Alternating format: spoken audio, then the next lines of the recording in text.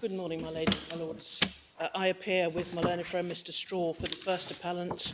My learned friends Miss Rose, Queen's Counsel, and Mr. Stanbury appear for the second appellant. My learned friends Mr. Straw, Queen's Counsel, and Mr. Pollock appear for the respondents. And the intervener Justice is represented by my learned friend Mr. Blaxland, Queen's Counsel, and Miss Blackstock. I'm asked by Miss Blackstock to convey Mr. Blaxland's apologies. He will be here tomorrow, but due to a pre-existing court commitment, was unable to be here today. My lady, you will be aware from the timetable, the revised timetable, that you will be hearing from the appellants today. The way in which myself and Miss Rose have divided matters is as follows. I am to take the first 2 hours, so that is until 12:30, and then Miss Rose will have the remaining hour, half an hour before lunch and half an hour after lunch. More or less in proportion to the length of your written submissions. More or less. And it's also, my lady, possibly, at least in proportion to the way in which we've divided up the issues. So, my lady, I will be dealing with issue 1, namely whether Article 6.2 applies to Section 133, CJA determinations. We will both be making submissions in relation to issue 2, namely, if the presumption does apply, is it violated by the 1ZA test? And then my learned friend Miss Rose will be making submissions on the probably rather shorter issue, issue 3, as to whether the court should grant a declaration of incompatibility if it finds for the appellants on issue 1 and issue 2. So, my lady, that's the other reason why my submissions are a little longer than Miss Rose's.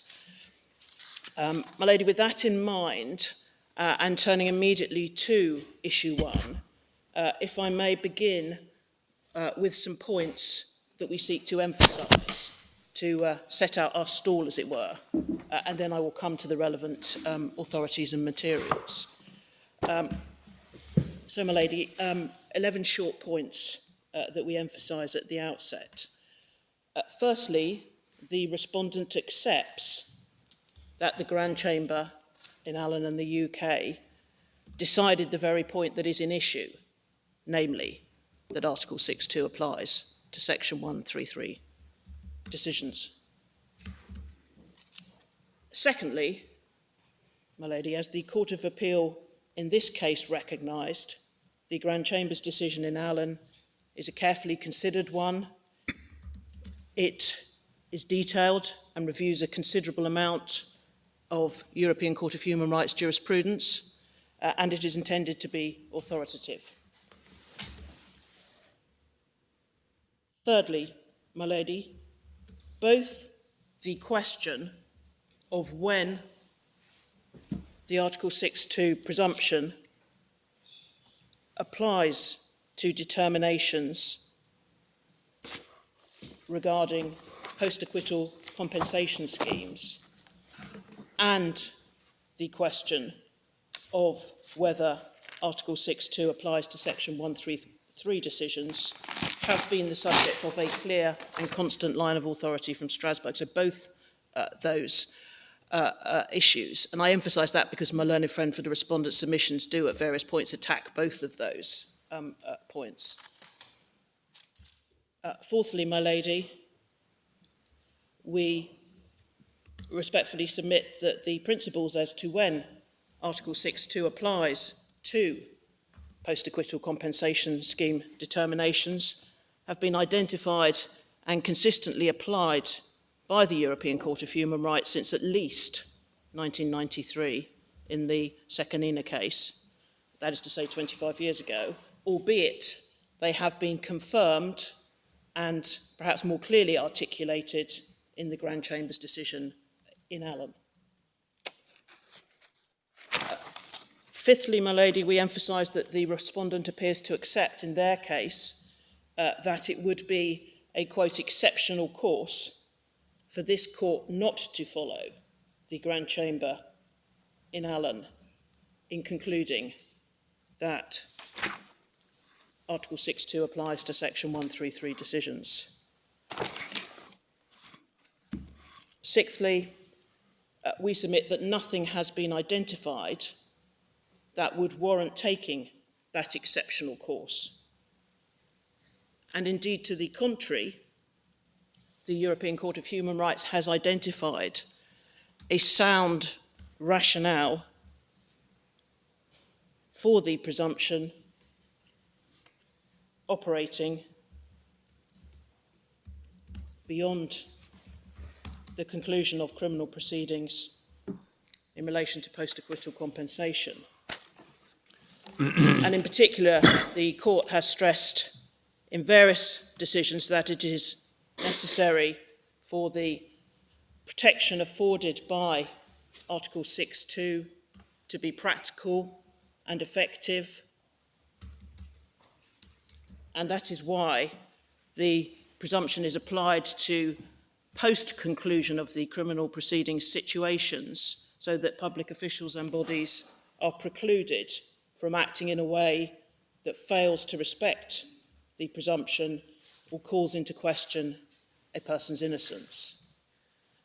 And it is an aspect, it's not the only aspect, but it is an aspect of Strasbourg's concern that were that not the case, and were the presumption not to apply in those situations, then an acquittal could be, or the effect of an acquittal, to which the presumption of innocence attaches, could be undermined in circumstances where the procedural safeguards of a criminal trial, which a defendant would enjoy, would not apply. And if I may pause there to take a couple of extreme examples, which I, of course, completely accept are not this case, but to illustrate why it is important to have a presumption of innocence operating in this area. And I do this because one of my learned friends for the respondent submissions is that this whole Article 6.2 operating in this area is entirely artificial, it's unnecessary, there's no rationale being identified. I've referred to the rationale. If, I'm stressing it's not this case, but if the presumption doesn't apply in this case, there would be nothing to stop the decision maker, be it court or public official, under a post-acquittal compensation scheme from simply saying, well, I deny compensation because I think that person was guilty all along. And perhaps a case, I don't invite you to turn up authorities at this stage, but for the court's reference, perhaps an example from the cases that comes quite close to that is the Bars and Netherlands case, which is tab 45, MS page 2014, where compensation was refused by the court post-acquittal, and in doing so said that in all likelihood the applicant would have been convicted. And if one takes examples which are perhaps at the more extreme end, such as that, it in our submission readily becomes apparent why one needs to have the presumption of innocence operating in this area, albeit difficult questions may then arise as to precisely how it operates and in what circumstances. But my learned friends, as it were, opening gambit that it is simply artificial and unnecessary for the presumption to operate in this area is in our submission respectfully incorrect, as those short examples show. My lady, the seventh point that we stress at the outset is that in the case law, Strasbourg has recognised that there are particular risks in relation to post-acquittal compensation schemes because the determination of applications made thereunder is likely to be so closely linked with the criminal proceedings and its outcome. And as you will be aware from the materials, and as we will see shortly, the Strasbourg courts have applied different tests in other circumstances. So, for example, in civil proceedings brought by a victim of an event that was said to also have constituted a crime. There is a different test that applies, and we respectfully submit that that is readily comprehensible because there are different policy considerations in play, but also there is a much weaker, indeed, if any, link with the criminal proceedings and its outcome.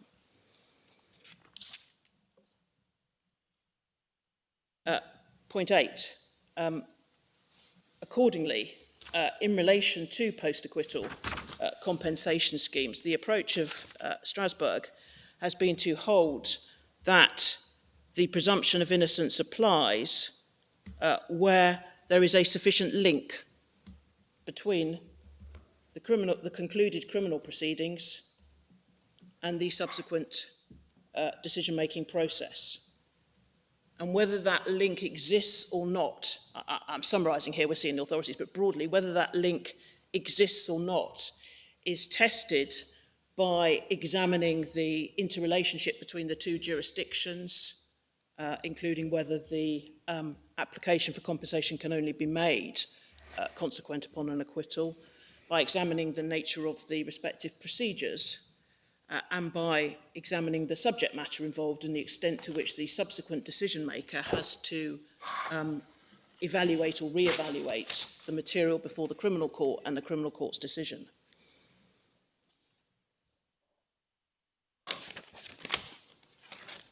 And as we will see when we turn to the Grand Chamber's decision in Allen, a particular concern of Strasbourg, and hence a situation where that link will be found to exist, is where the post-acquittal compensation scheme involves the decision maker re-evaluating the very judgment made in the criminal proceedings.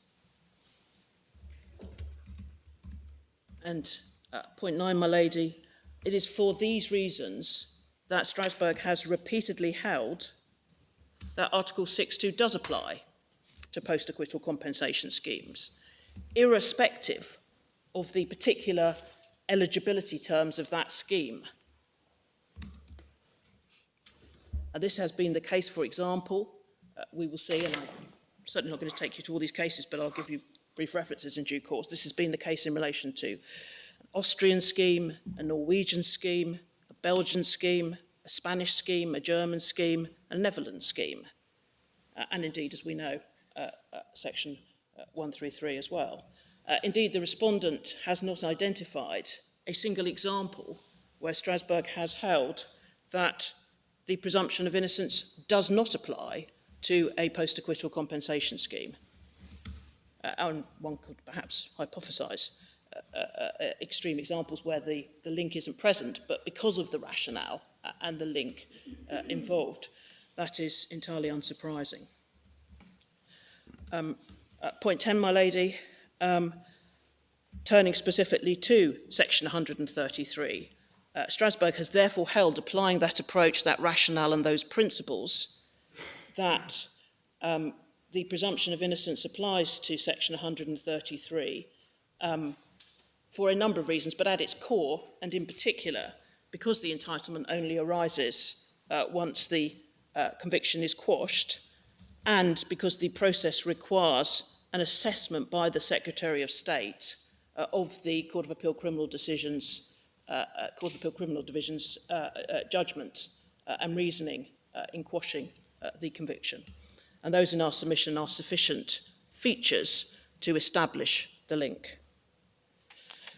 And then point 11, and lastly, my lady, we submit that as the Grand Chamber held in Allen, neither the analogue provision in Article 3 of Protocol 7 or Section 133 is a lex specialis to which Article 6 does not apply.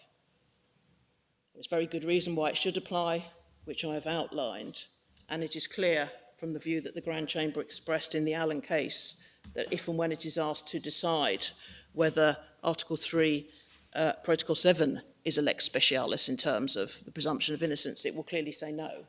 And there is no warrant for a different approach being taken in relation to Section 133.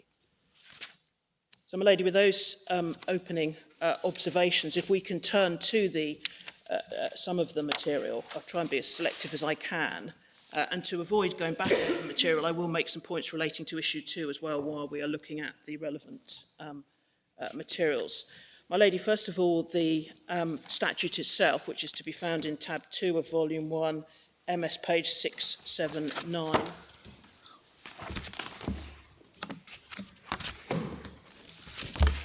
This is the pre-amendment version of section 133.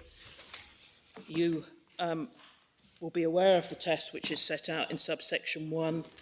An application may only be made where a conviction has been reversed, which is pausing there defined in subsection 5, in effect as an out-of-time appeal or a reference by the Criminal Cases Review Commission, or a pardon, on the ground that a new or newly discovered fact shows beyond reasonable doubt there's been a miscarriage of justice. So the new fact element has always been part of the test. Prior to 1ZA, the concept of a miscarriage of justice was not the subject of statutory definition. And then there is a caveat at the end of subsection 1 that save where non-disclosure of the unknown fact was wholly or partly attributable to the person convicted. Subsection 2 and 2A sets out a time limit that the application is to be made within 2 years of the conviction being reversed or pardoned, save there's an extension to extend time in exceptional circumstances. Subsection 3 makes clear that the determination of eligibility for compensation is for the Secretary of State. My lady, then turning to the amended version, which is to be found at page 686 in the same tab. This was inserted into the Act by section 175 of the Antisocial Behaviour, Crime and Policing Act 2014, with effect from March 2014. And you will appreciate from the parties' written cases that the effect of 1ZA is to now provide a statutory definition of a miscarriage of justice, namely that such a concept exists if and only if the new or newly discovered fact shows beyond reasonable doubt the person did not commit the offence. Now, at all stages of these proceedings, the respondent has accepted that there is no material distinction between did not commit and innocence, and so we have used those terms interchangeably. My lady, I don't think I need show you what the tab 4 contains, the section 175 of the 2014 Act. While we're looking at... Ms Williams, apparently there was another change to section 133 in 2015. I'm afraid I haven't got that change clearly in my mind. What was that? 694? There have been various changes at various stages. It's not one that's... No doubt it's not relevant, but you might just tell us, if you can, what it was. I'm going to have to ask Very well. the call on the good offices of Mr Straw, and perhaps I can come back to that. Of course, thank you. Course. I can say with confidence, my lord, it is not something that bears on Very well. 1ZA, but we will supply that answer. My lady, turning to tab 5, we find the relevant parts of the convention. Obviously, you're extremely familiar with Article 6.2, and I hardly need to take you to that, but for your note, the reference is MS page 720. But while we're looking at this material, can I take you to Protocol 7, which is to be found at page 721. And I do so for two reasons. Firstly, to show you the analogue provision, which is in Article 3. Of course, as you're aware, the United Kingdom has not ratified Protocol 7 itself. Analogue to what? To the ICCPR? Yes. Yep.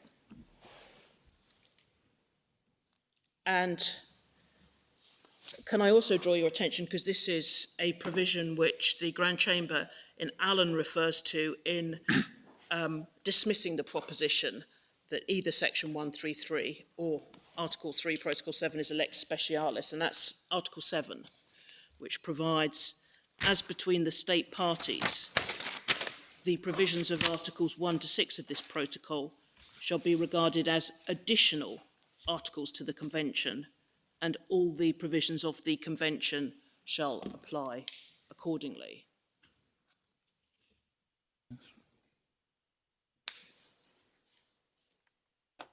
And in further reinforcement of the effect of Article 7, may I give you, without asking you to turn it up now, my lady, may I give you a reference to the explanatory report prepared by the Steering Committee on Human Rights, which is to be found in Volume 6.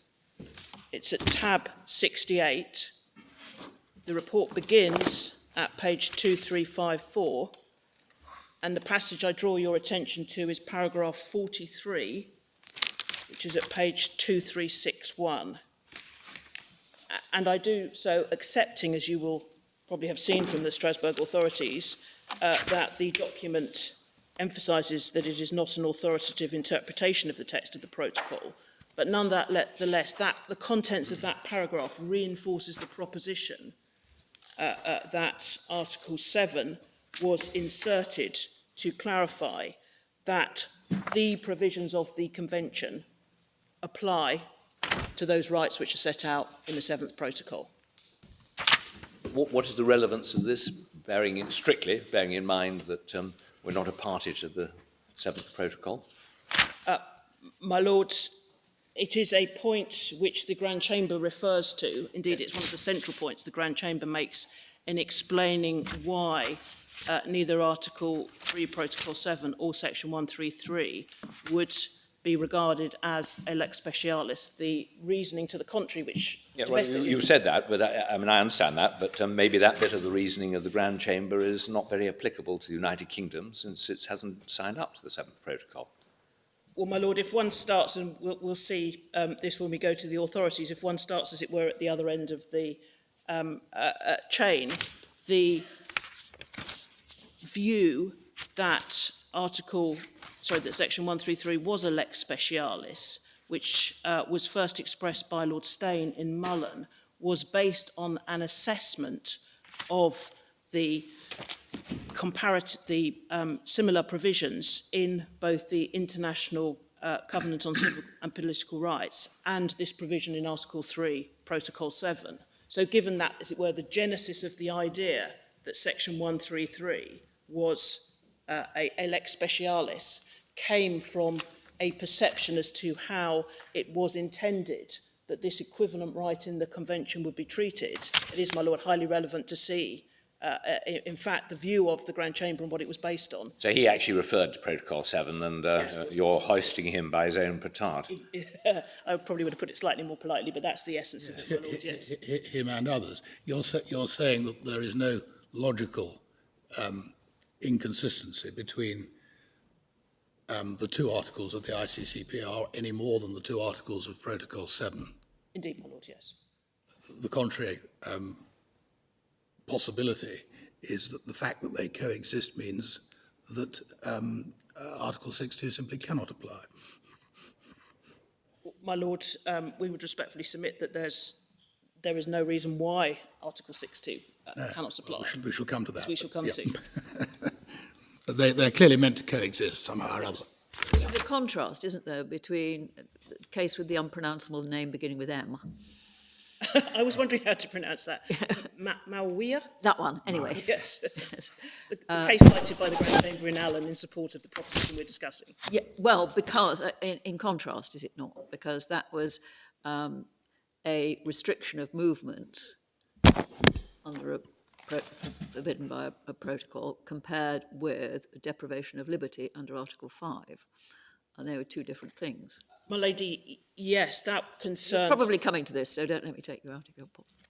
Right, but in essence, the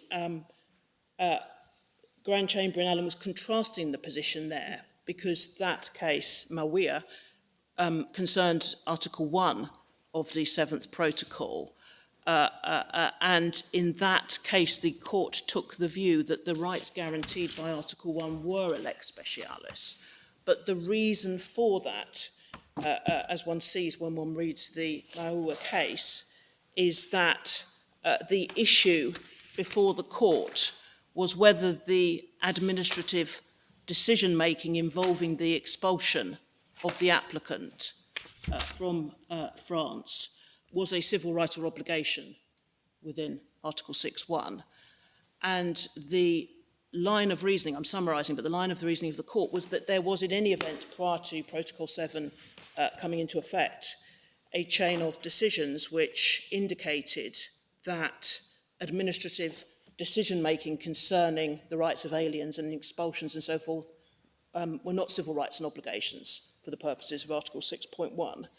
And the relevant paragraph in the explanatory report emphasises in terms that Article 1 of Protocol 7 was not intended to affect that position. So there was a very specific and clear reason why in that particular instance it was held that Article 1 was a lex specialis as regards Article 6.1 of the Convention, i.e. an area where case law already established that the rights in question were not civil rights or obligations, and the explanatory report said in terms that it was not intended to alter the case law in that respect. Ms. Williams, you've put the explanatory report to one side. At some stage, will you be coming back to paragraph 25? My Lord, I'm sorry, paragraph 25 of? Of the explanatory report? Well, should we do that now while we're... Well, yes, unless it's taking you out of turn, which I don't want to do, but you won't forget that the explanatory report, paragraph 25, page 2359, explains that the intention behind the article of the protocol is that if people were clearly innocent, they should get compensation. My Lord, yes, the points that have been made, well, firstly, in the domestic authorities, Lord Bingham and Mullen, was that that paragraph is inconsistent with paragraph 23, which indicates a more expansive interpretation of miscarriage of justice. Well, then we'll have to look at that too, but when it's convenient for you. Thank you very much, my Lord. Can I just underscore as well, and then we can look at it when we come to Allen, that the Grand Chamber in Allen, noting paragraph 25, makes the point that that understanding would now be subject to the case law concerning the applicability of the presumption of innocence. So that very point is dealt with by the Grand Chamber in Allen, as we will see. Thank you.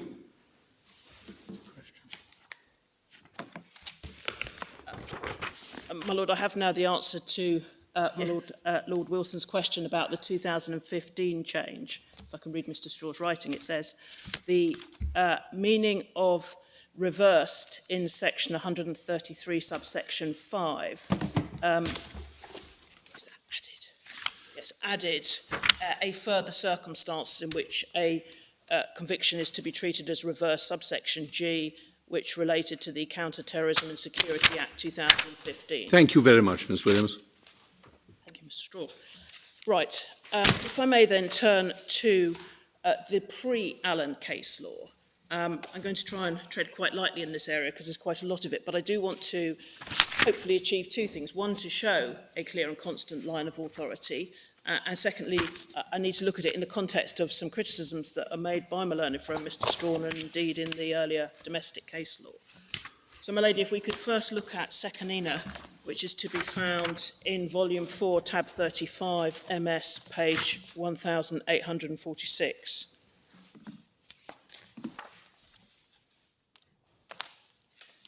Sorry, could you repeat that? Yes, my lady, it's tab 35. No, the Oh, I'm sorry, E number. 1846. Sorry, 1846. thank you. So in brief summary, the applicant was charged with murdering his wife, who descended from a window. He was acquitted by the jury at trial and applied for compensation in relation to his pre-trial detention. The compensation scheme in question can be seen at paragraph 16, which is page 1852. The top of that page, in short, there was a right to compensation where a person was acquitted of the alleged offence and the suspicion he committed the offence is dispelled. So that was the domestic test, and the applicant was refused compensation on the basis suspicion had not been dispelled. He complained, as one sees at paragraph 19, page 1856, that refusal to award compensation disregarded the presumption of innocence. The view was taken, was it, Mr. Williams, that the expression otherwise free, sorry, the expression suspicion that he committed the offence is dispelled qualified acquitted rather than otherwise freed from prosecution. Was that common ground? As I understand it, it doesn't appear to be a point that. I mean, it's a matter for it's a question of Austrian law, I imagine. Yes, the basis. You might read it otherwise, mightn't you? But the important point for present purposes and the presumption was compensation was refused to him on the basis that suspicion had not been dispelled. Absolutely. And that was what gave rise to the issue regarding the presumption.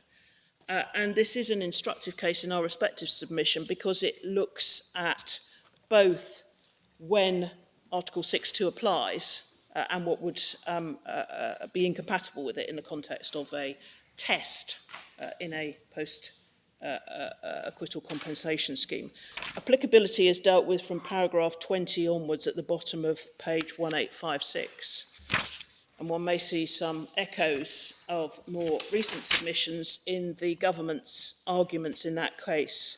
Reading briefly from paragraph 20, the government argued primarily the above-mentioned provision was not applicable, that's to say 6.2. The applicant's claim for compensation had been made after the criminal proceedings had been definitively concluded by judgment on the merits.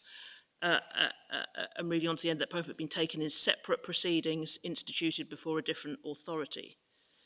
And then the court's reasoning as to why 6.2 applied is to be found in paragraph 22, noting at the second paragraph within 22, that admittedly the regional court gave its decision several months after the judgment in the criminal proceedings. The court continued that nevertheless Austrian legislation and practice links the two questions, the criminal responsibility of the accused and the right to compensation, to such a degree that the decision on the latter issue can be regarded as a consequence and to some extent the concomitant of the decision on the former.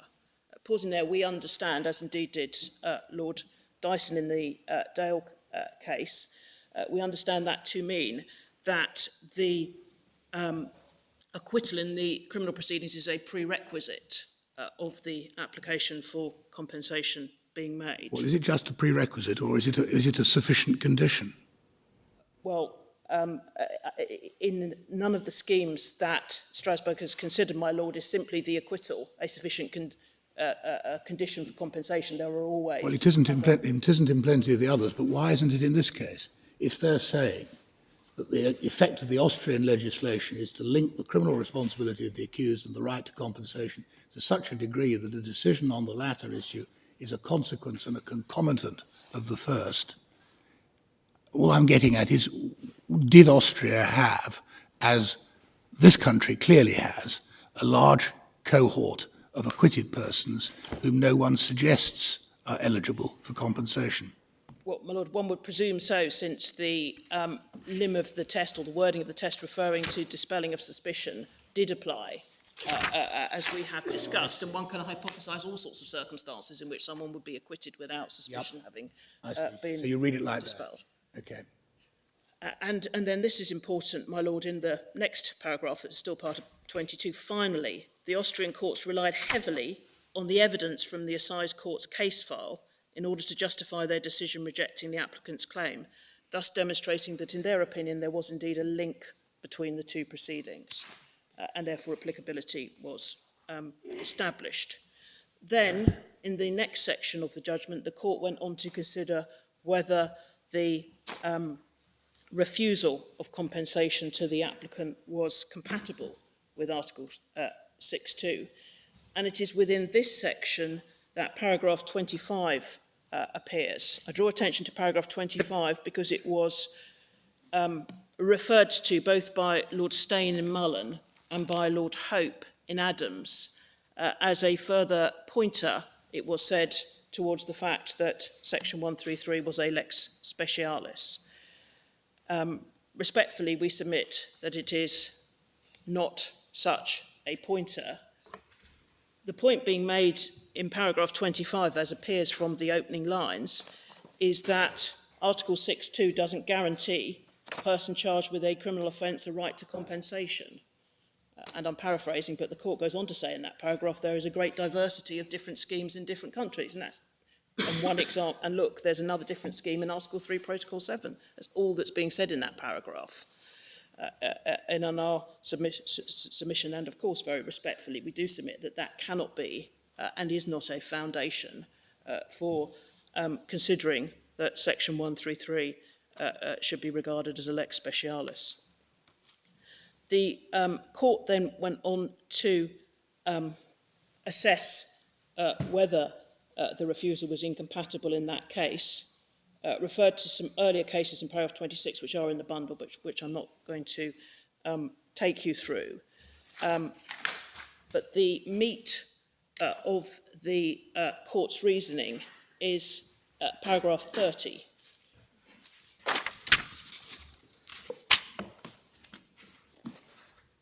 That the decision refusing compensation left open a doubt both as to the applicant's innocence and the correctness of the assize court's verdict. Despite the fact there had been a final decision acquitting Mr. Sacchinina, the court, which had to rule on the claim for compensation, undertook an assessment of the applicant's guilt on the basis of the contents of the assize court file.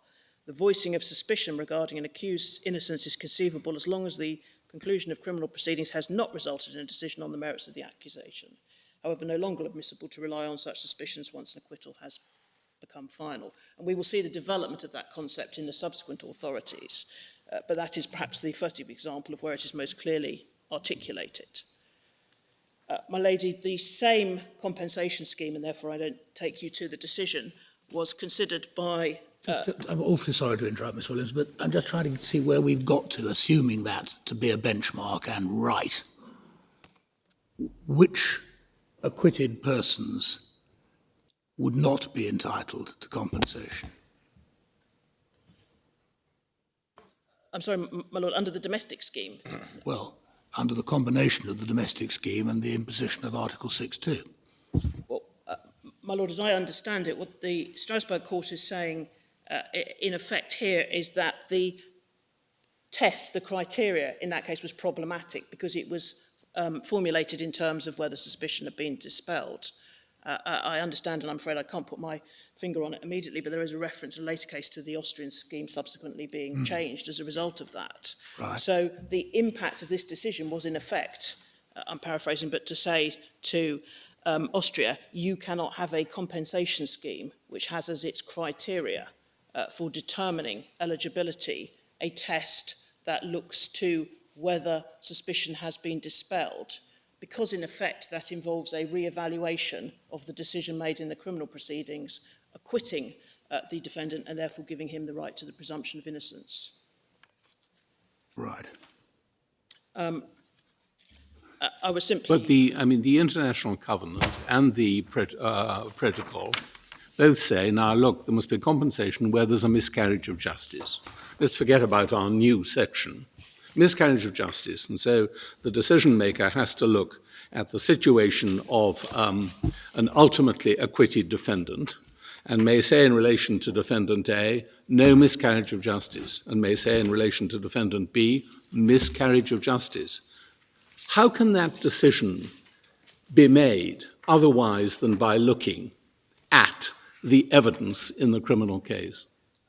My lord, the process of looking at the evidence is not inherently problematic in Article 6.2 terms. The process of looking at the evidence means that Article 6.2 applies because that's what creates the risk of the presumption being violated. But the process of looking at the evidence does not in itself constitute a violation. And for example, the Grand Chamber in Hallam and indeed in subsequent authorities making clear that what was referred to in Adams as a Category 2 test is in the domestic compensation scheme did not offend the presumption. So the fact that the decision maker re-examines the criminal court's decision will mean that Article 6.2 applies doesn't always mean that it is violated. It will depend as to whether it is violated on two things. One, the test that the decision maker is applying, and secondly, the language used. So that in any given situation, even if the test is unproblematic, the decision maker might express themselves in a way that calls into question the person's innocence or voices suspicion. Thank you. So under this test, though, taken literally, why can't any person accused say, you are not able, you, the prosecution, are no longer able to voice any suspicion regarding my guilt. Therefore, I must be taken as completely innocent, and you ought to compensate me. What is the rationale for some limitation on that apparent consequence of the reasoning that the prosecution can no longer rely on any suspicions once an acquittal has become final? My Lord, the rationale expressed by the Grand Chamber in Hallam, as we understand it, is that it depends on what the test requires the decision maker to do. So as we understand it, the reason why the domestic Adams Category 2 test did not offend the presumption is because it was not cast in terms of guilt and innocence and did not require the decision maker to evaluate guilt and innocence. To use that as an example, the decision maker simply had to say, well, on the basis that the conviction has been quashed, is there now a case that could be put before a jury, or has the prosecution case been undermined? And it may in certain circumstances be quite a fine distinction. I don't think I can run away from that, but that appears to be Strasbourg's thinking as to the distinction between why an innocence test, if I can call it that as a shorthand, would offend the presumption, whereas not all tests that involve looking back at the criminal court's decision would do so.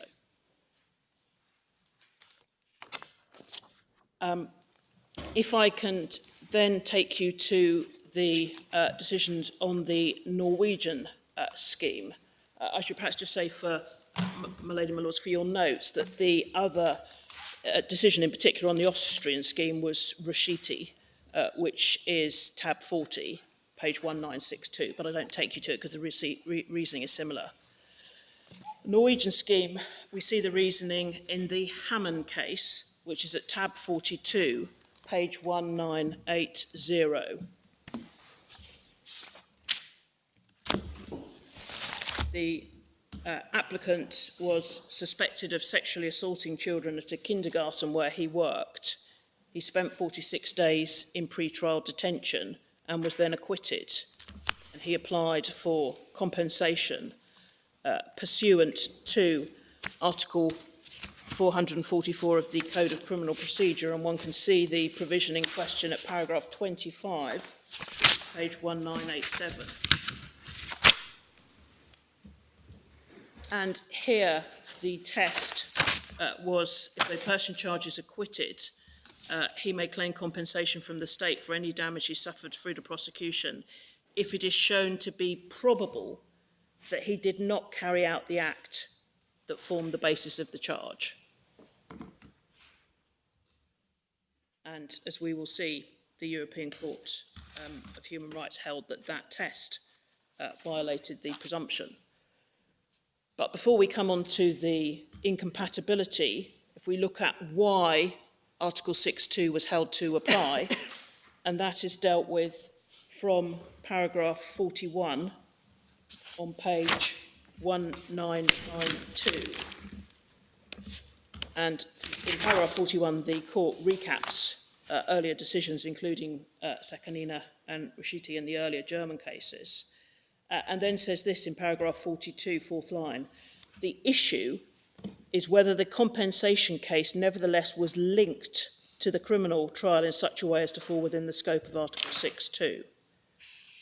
And then in 43, in what well, it's the next section, paragraph 43 through to 46, in what we respectfully submit is a helpful passage, the court identifies a number of factors which led it to conclude that Article 6.2 applied to the scheme.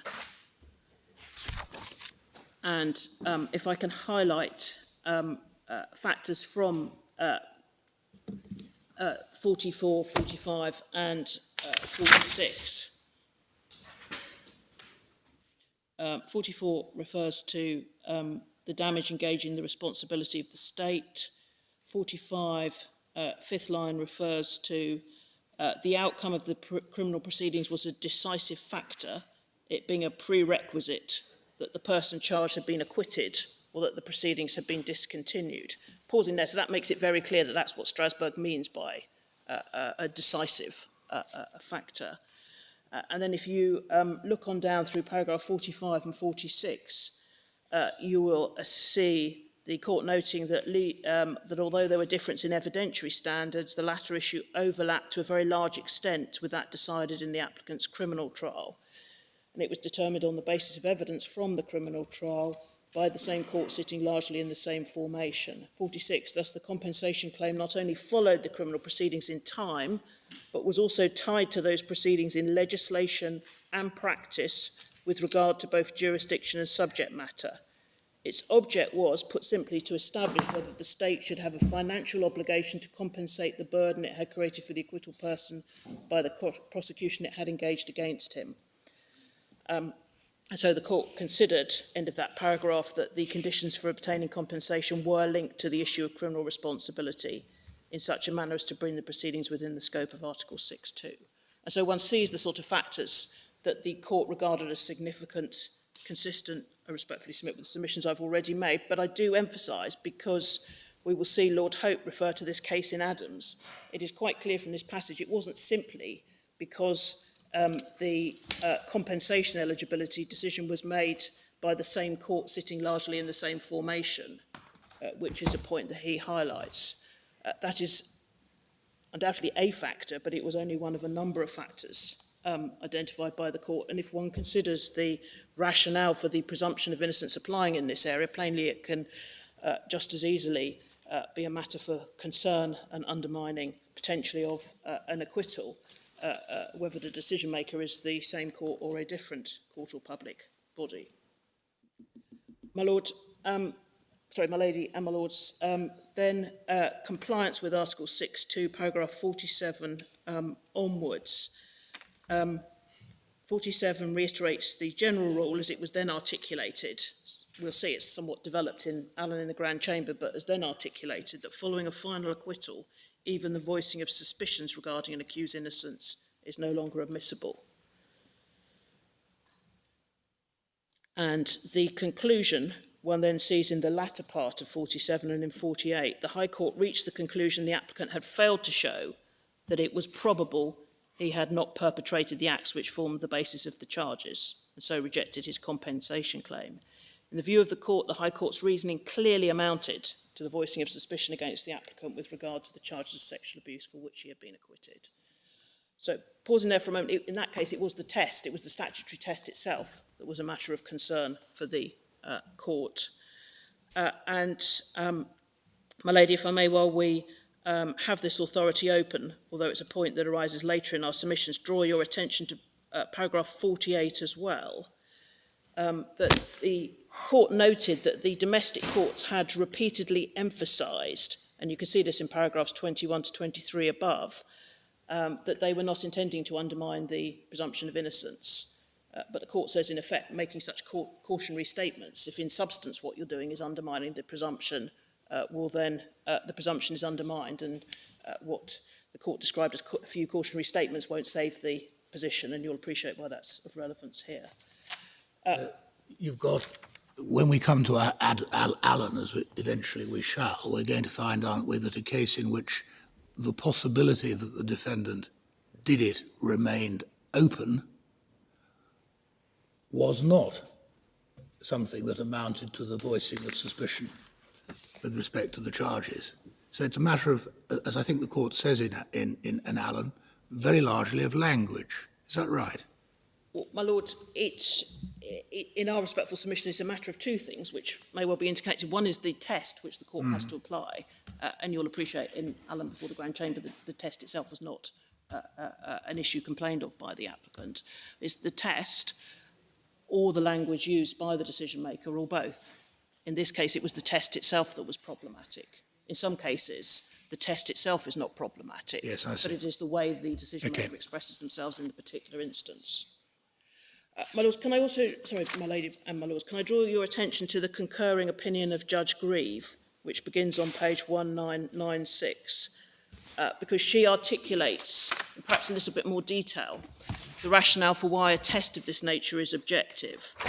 She starts by saying at the top of 1996, I agree with the reasoning and the conclusions reached in the judgment. I nonetheless find it important to focus in more detail on the problems raised by the wording of the relevant Norwegian compensation provisions. And if you then turn over to 1998, third paragraph, she says, it will be appreciated that in line with the principle of presumption of innocence as enshrined in 6.2, the innocence of the person claiming compensation cannot be the issue in the compensation proceedings. And then in our respectful submission, she explains why in the last part of her concurring opinion, which is headed conclusion at the bottom of page 1999.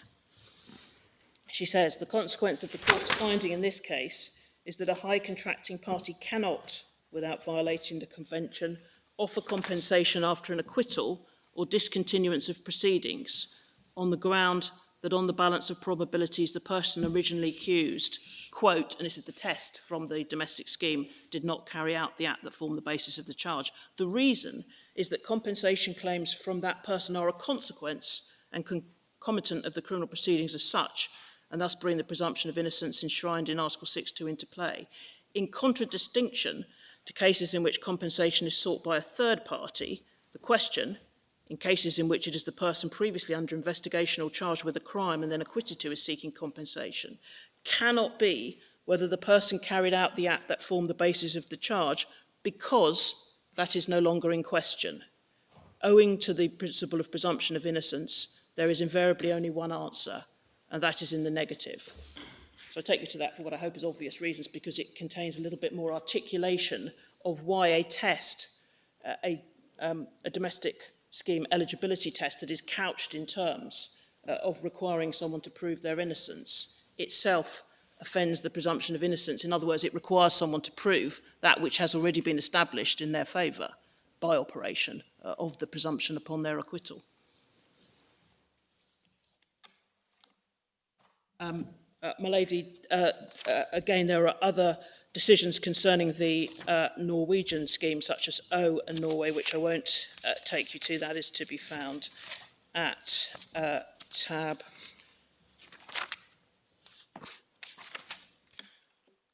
43.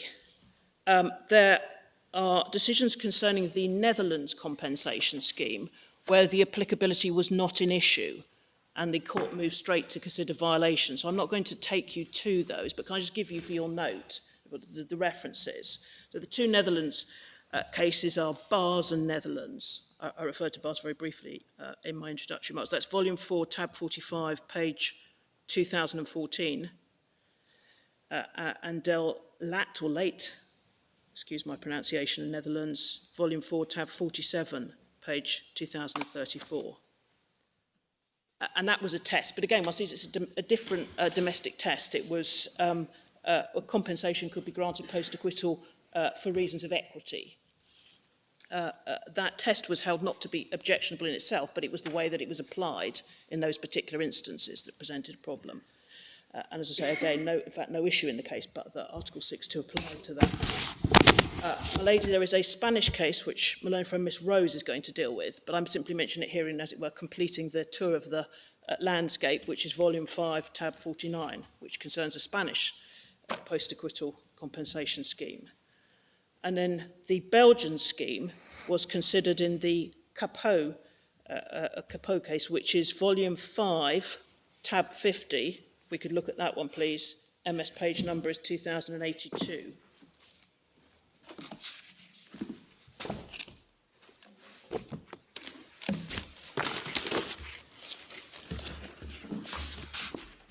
Now, again, the applicability of Article 6.2 to this domestic compensation scheme was not an issue, but I take you to this case because it fits at this point in the chronology before we come to the domestic decisions. The applicant in this case had been arrested on suspicion of arson, was detained pre-trial, proceedings were discontinued, so it was a discontinuance case. I'll come back to that significance later if I may. And compensation was sought in that case under a domestic scheme, which you will see at paragraph 17 of the report, page 2085. Section 28 of the law of March 13, 1973. Compensation claim may be lodged by any person held in pretrial detention for more than 8 days. And then there were various routes to compensation, various criteria that had to be satisfied. And the relevant one for present purposes was B, if after being discharged through an order or judgment discontinuing the proceedings, he establishes his innocence by adducing factual evidence or submitting legal arguments to that effect. And he complained that that was incompatible with the applicable presumption of innocence. And one sees the court's conclusions in paragraph 21 to 26 on pages 2087 and 2088. The court first stressing that the convention must be interpreted in such a way as to guarantee the rights of practical and effective. It then summarises the earlier case law, so I won't take you through the next few lines if that's acceptable in the interests of time. Makes the point at the bottom of that page, which is plainly correct, and as we've already discussed, that merely refusing compensation does not of itself offend the presumption. But then at the top of the next page, the court is therefore required to determine whether the unwarranted pretrial detention appeals board, through the way it conducted its business, the reasons it gave for its decision, or the language which it set out in its reasoning, allowed doubt to be cast on the presumption of the applicant's innocence. Skipping down 3 lines, although it was founded on, references the statutory test, which expressly provides a person against whom proceedings have been discontinued must establish his innocence, such a requirement without qualification or reservation casts doubt on the applicant's innocence, and it also allows doubt to attach itself to the correctness of the decision by the investigating courts. Skipping down about another 7 lines, however, the burden of proof cannot simply be reversed in compensation proceedings brought following a final decision to discontinue proceedings. Requiring a person to establish his or her innocence, which suggests the court regards that person as guilty, is unreasonable and discloses an infringement of the presumption of innocence. And so, respectfully, my lady, my lords, we say this case clearly shows that an innocence test offends the presumption and explains why. Obviously, we will have to come into in due course whether there's any material distinction between that test and the new Section 133 test. But on the face of it, an innocence test in a post-acquittal compensation scheme offends the presumption. So where do we get to? We get to a situation where if you formulate a rather convoluted test such as category 2 in Hallam, a miscarriage of justice occurs when it so undermines the evidence against the defendant that no conviction could possibly be based on it. That's apparently all right, even though presumably the state is entitled to say, oh yes, a conviction could have been based on that evidence. That doesn't apparently imply guilt or infringe the presumption of innocence. Well, my lord, save with the caveat that I've already made that a second way in which the presumption can be violated is by the particular language used. So, although a category 2 test is not per se objective, well, it must be, the state must be entitled to argue the issue, which is apparently accepted as an admissible issue, i.e., is the evidence such that a conviction could possibly be based on it? And that doesn't infringe. What I'm getting at, I suppose, ultimately is this seems, this doesn't seem to address the real complaint, which presumably many acquitted people have, namely that they have suffered periods of detention and hardship. There doesn't seem to be anything which fixes the criteria according to which compensation should be available. Strasbourg's not interested in that. It's only interested in whether whatever criteria are fixed involve some verbal formulation that might be said to imply guilt. my lord, in essence, yes, Strasbourg says it's for the domestic states to decide on eligibility criteria, but provided you don't have criteria which itself offends a presumption of innocence, and provided you don't, in any particular case, express your decision in such a way that offends the presumption of innocence, then yes, all fine, up to the I mean, state. you could have a criteria which says compensation whenever a judge sums up in the law incorrectly, or you could have a criterion which said compensation whenever a witness is subsequently proved to have been biased or untruthful. But you can choose whatever you like, by the way. Indeed, my lord, and one sees quite a range of different Right. eligibility tests in the different EU, European states. I mean, one might have thought that, again, going back to a point I think we were making earlier, one might have thought that the logical consequence of acquittal was that the state couldn't deny complete innocence and should therefore compensate in all cases, but that's not what Strasbourg has said. No, I mean, obviously that's a position that my client and many others in his position would fervently wish for, but one has to be realistic. The Grand Chamber has said that is not an argument open to us. The domestic state may fix the compensation scheme, including narrow eligibility criteria, provided it doesn't offend the presumption of innocence.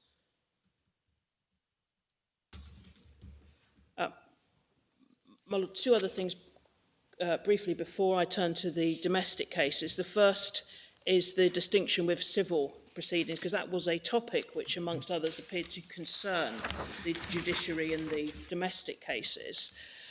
And we have summarised our understanding at paragraph 43 and 44 of our printed case. So I don't take you through all of that, but in essence, we say that Strasbourg has recognised that in relation to civil proceedings, there is a much looser link, if any, with the criminal proceedings. The civil proceedings can be brought irrespective of the... Well, there isn't any link. It's a rather disaster if there's an acquittal for the victim who alleges that there was guilt. Yes. Yes. The civil court makes their own independent decision, which is not based upon the decision made by the criminal court, which resulted in the acquittal. The facts are determined afresh. And there are, of course, policy reasons as well why such claims should be permitted, as Strasbourg has explicitly recognised. So, for all those reasons, a distinction is drawn, but at the same time, Strasbourg, sensibly in our respectful submission, doesn't, as it were, take the view that the presumption of innocence has no role to play in that area, but it has a considerably more restricted role. And what the Strasbourg cases have said, and this was confirmed as the correct approach by the Grand Chamber in Hallam, is that if a civil court's decision imputes criminal guilt to the person in question, then the presumption is offended. And perhaps What exactly does that mean in practice? It means in practice saying they're guilty or Well, suggesting that. no, forgive me.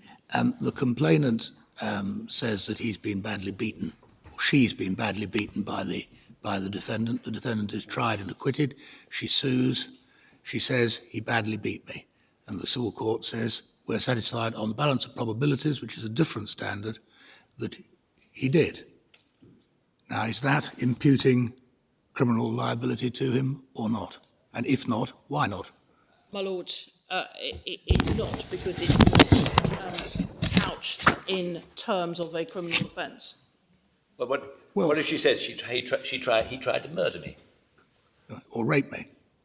Well, the Strasbourg cases suggest that in that situation, the language used by the civil court can be very important, and so it may well be if the civil court expressed itself specifically in terminology that echoed the criminal offences and used phrases such as rape and murder, then that would fall foul of the law. Well, do you really mean, does it follow, it's not your fault, but does it follow, Ms. Williams, that if you have a case where the allegation effectively is rape, if the civil court says, we're satisfied that he forced himself upon her, he did her serious injury, and there will be a substantial award of damages, that's all right. But if he says we're satisfied he raped her, that's not. There are certainly Strasbourg cases that seem to come to a position where the line may be that fine. But before one is too perhaps critical of the Strasbourg jurisprudence, we would stress that there is, as we say, sound policy reasons for allowing considerably more latitude in that area, but at the same time having some concern because the defendant to the criminal proceedings will probably not be a party to the civil proceedings, will not have the procedural safeguards. I'm sorry, there will be a party in your lord, my lord. I'm so sorry. I think he might be. There will be. I'm so sorry. That was my error. But potentially the same safeguards don't apply.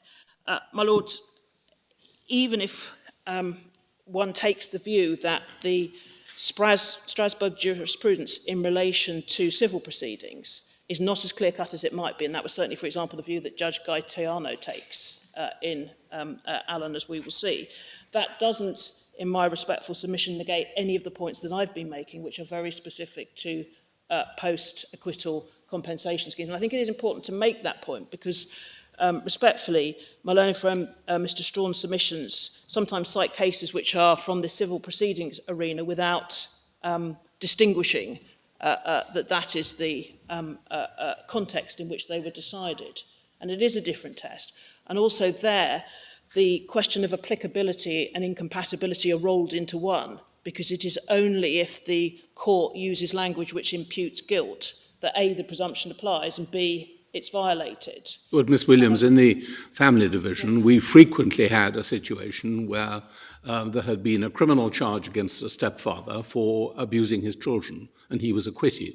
And the local authority asked us, as family judges, to see whether on the balance of probabilities he had sexually abused the children.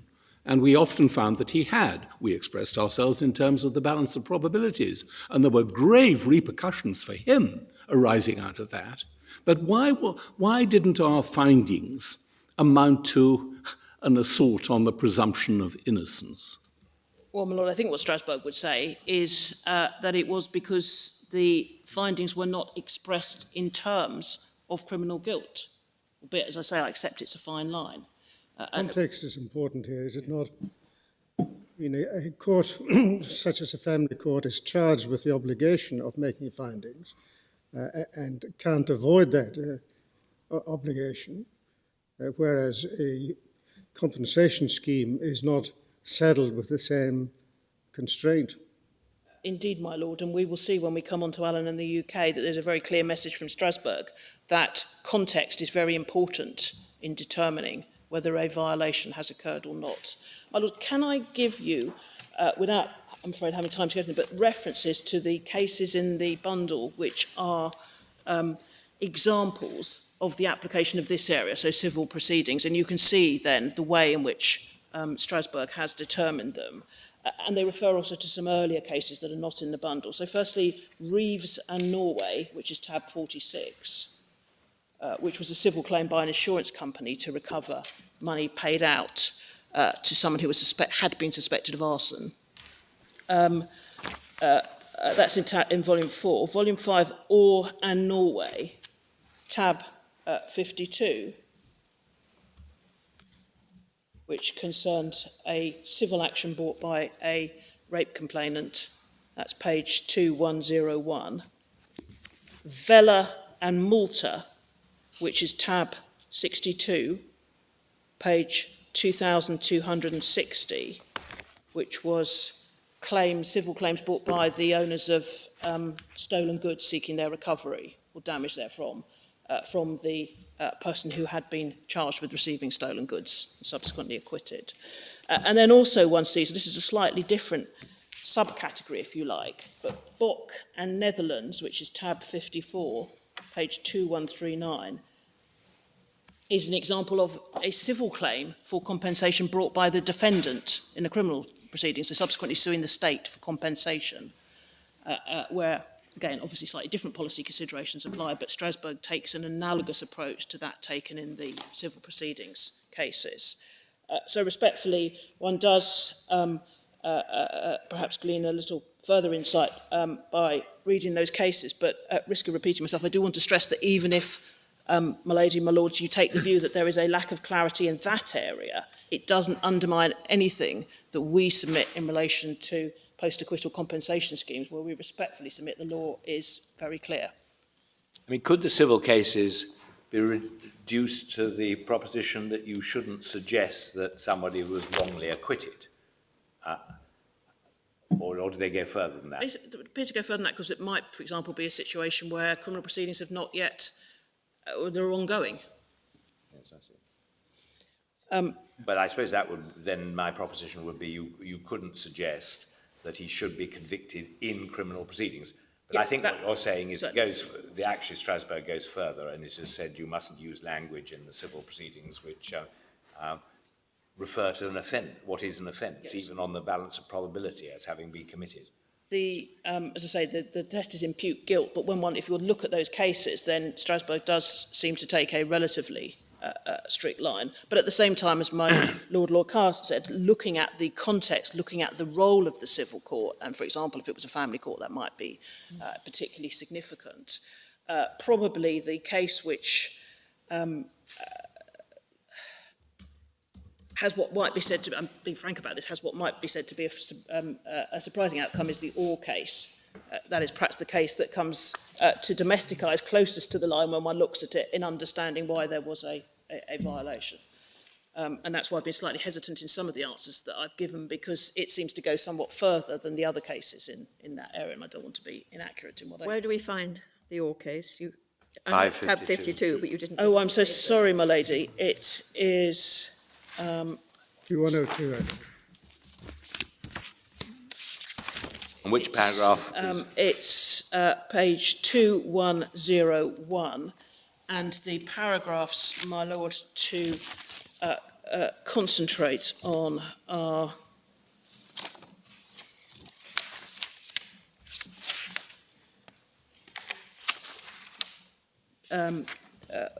paragraph 50 onwards deals with the violation, 50 to 54. But conscious of the time, if I may, my lady, come on to the domestic authorities, because my learned friend Mr. Strawn seeks to persuade you that you should continue to follow them despite Strasbourg. In fact, just before then, very quickly, may I take you into volume 6 to the WJH Netherlands, the UN committee decision, and I just mention this because it's referred to in the domestic authorities, and indeed my learned friend Mr. Strawn refers to it in his submissions. It's tab 71 in volume 6, page 2372, a decision from July 1992. It won't take you very long, and I will show you why. So this was a case where the person in question was arrested, subject to pre-trial detention, convicted, but then their conviction was quashed on the basis that the evidence that supported it was found to have been irregularly obtained. Following the conviction being quashed, they sought compensation under the Netherlands domestic compensation scheme and complained of a violation of the presumption of innocence in the ICCPR paragraph 14.2, amongst other complaints. And the decision of the committee is to be found at paragraph 6.2 at the bottom of page 2374. With respect to the author's allegation of a violation of the principle of presumption of innocence enshrined in Article 14.2, the committee observes the provision applies only to criminal proceedings and not to proceedings for compensation. That's it. So when my learned friend complains that the Grand Chamber in Hallam, although that authority was before them, but didn't deal with it in detail, it is in our respectful submission hardly surprising. The Strasbourg jurisprudence has moved on a great deal from that, and as we have already identified, there's plainly policy reasons for the presumption to apply, at least in some circumstances, to compensation schemes. So my lady, turning then to the domestic authorities, and you will appreciate from what I've already said, but by way of introduction, we say that if one applies the link test that Strasbourg has articulated, then a domestic court should find in relation to section 133 that the presumption applies because the application is consequent upon the acquittal and because the Secretary of State is required to examine and re-evaluate the judgment of the Court of Appeal Criminal Division.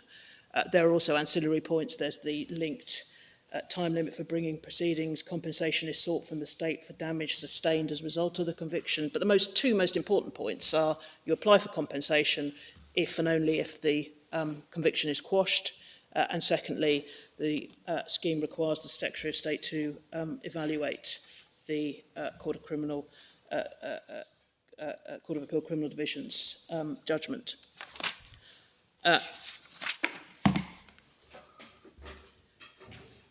So, turning then to the domestic authorities, firstly, Mullen, and I only want to deal with the part of Lord Staines's reasoning that considered the lex specialis point.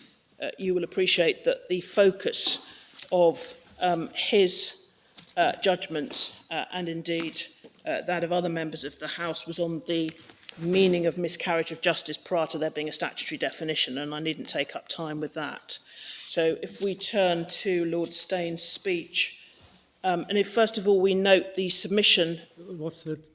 Oh, I'm so sorry. It's tab 7 in volume 1, and it's page 727 onwards, my lord. And if we go, first of all, to see the submission in this area that was being made, that we can see that at page 765, top of the page, letter A. Third line, for Mr. Mullen, Mr. Plemming submitted that in all cases where a conviction has been quashed as unsafe, the presumption of innocence requires the defendant to be treated as innocent, and therefore it follows, for the purposes of section 133, he was a victim of a miscarriage of justice. Obviously, that is a much broader submission than the one we make. It is close to, if not identical to, the submission made in Adams. And on the reasoning of the Grand Chamber in Allen, if I can paraphrase, the Grand Chamber would say that in rejecting that submission, the domestic courts arrived at the right outcome, but did so for the wrong reason. In other words, section 133 is not a lex specialis, but section 133, but the application of the presumption of innocence does not have the effect of requiring the decision maker to treat the person as having established a miscarriage of justice simply by dint of the conviction being quashed. So the material part of Lord Staines's reasoning, we should note, and I'm paraphrasing, paragraph 35 and 36, he says that the analogue provision in Article 14.6 is an autonomous convention concept, and that discerning the meaning of that will lead to discerning the meaning of miscarriage of justice in section 133. So that's why he looks at the international materials. And my lord and my lady, I would commend in due course consideration of the whole of paragraph 37 through to 44. But for present purposes, I'm just going to highlight a few points, if I may, from it. Firstly, the genesis of the lex specialis concept, or application of that concept in this area, is to be found just below letter D on page 766. He says it doesn't follow that that's to say the presumption of innocence, can influence the scope of the specific duty of the state to compensate victims of miscarriage of justice. On the contrary, the obvious and sensible construction is that Article 14.6 is a lex specialis, and the general wording of Article 14.2 does not warrant either an expansive or a restrictive reading of Article 14.6.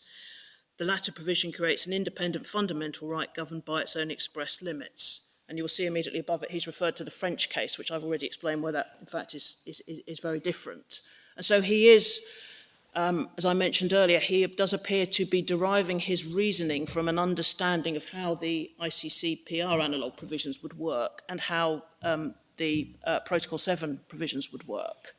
But Mawia, as the Grand Chamber point out in Allen, is wholly distinct. And beyond that, he suggests that lex specialis is the obvious and sensible construction. But if I can say so, I hope respectfully as possible, there doesn't appear to be a great deal of reasoning in support of that proposition. And notably as well, he then comes on to paragraph 41 onwards to deal with the Sekanina line of authorities. But he doesn't, with the greatest respect, and we see Hammond over the page as well at paragraph 42, doesn't with the greatest respect at any point grapple with the principles that we have actually seen articulated in those cases. He doesn't identify the link test that we have seen, and respectfully, he doesn't really explain why that link test shouldn't apply to section 133, or if it is applied, why isn't it satisfied? And then he says at paragraph 44, he gives his conclusion that it's a lex specialis. So we do very respectfully suggest that now, with the benefit of the Grand Chamber in Hallam, one can see that reasoning doesn't really support the proposition of a lex specialis. And of course, it occurred in the context of the particular submission that was being made, and one understands the judicial reluctance, if I can put it that way, to accept a submission which appeared to have the effect of an acquitted person a fortiori being treated as the victim of a miscarriage of justice. But it appears clear from the Grand Chamber in Hallam, if it wasn't clear before, that Strasbourg answer would be the way to reject that argument is not to say that the presumption doesn't apply. The presumption does apply, but it doesn't have the effect that counsel for Mr. Mullen, Mr. Plemming, Queen's Counsel, was arguing that it should. My lady, before we leave this case, can I just draw your attention briefly to paragraphs 56 and 57, because that is what the Grand Chamber in Hallam cites, and that is relevant in dealing with the suggestion made by my learned friend, and indeed agreed to by the Court of Appeal in this case, that the Grand Chamber must have thought a general innocence test was being referred to rather than a new fact test. We'll look at the material before Strasbourg as well, but I'll come back to that in a second. Okay.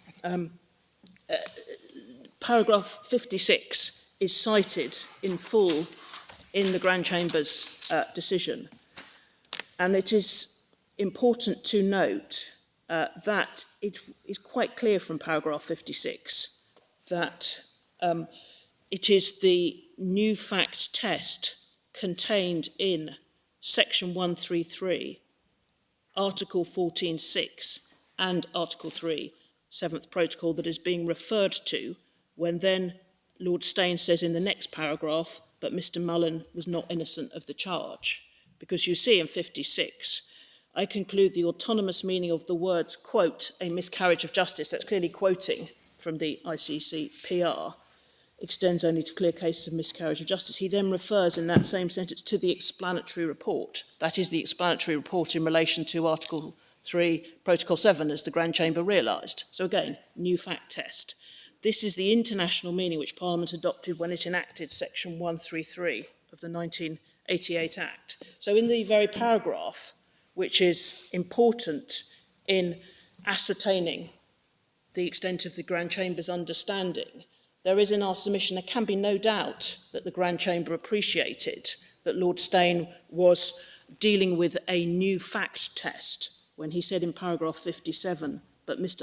Mullen was not innocent of the charge, because you have those three references in 56 to the section 133 test, to the article 14.6 test, and to the article 3 protocol 7 test, all of which of course have been set out and discussed earlier in his judgment. My lady, before I leave this case, my learned friend Miss Rose asked me to draw your attention to paragraph 48, which is, refers to the explanatory report.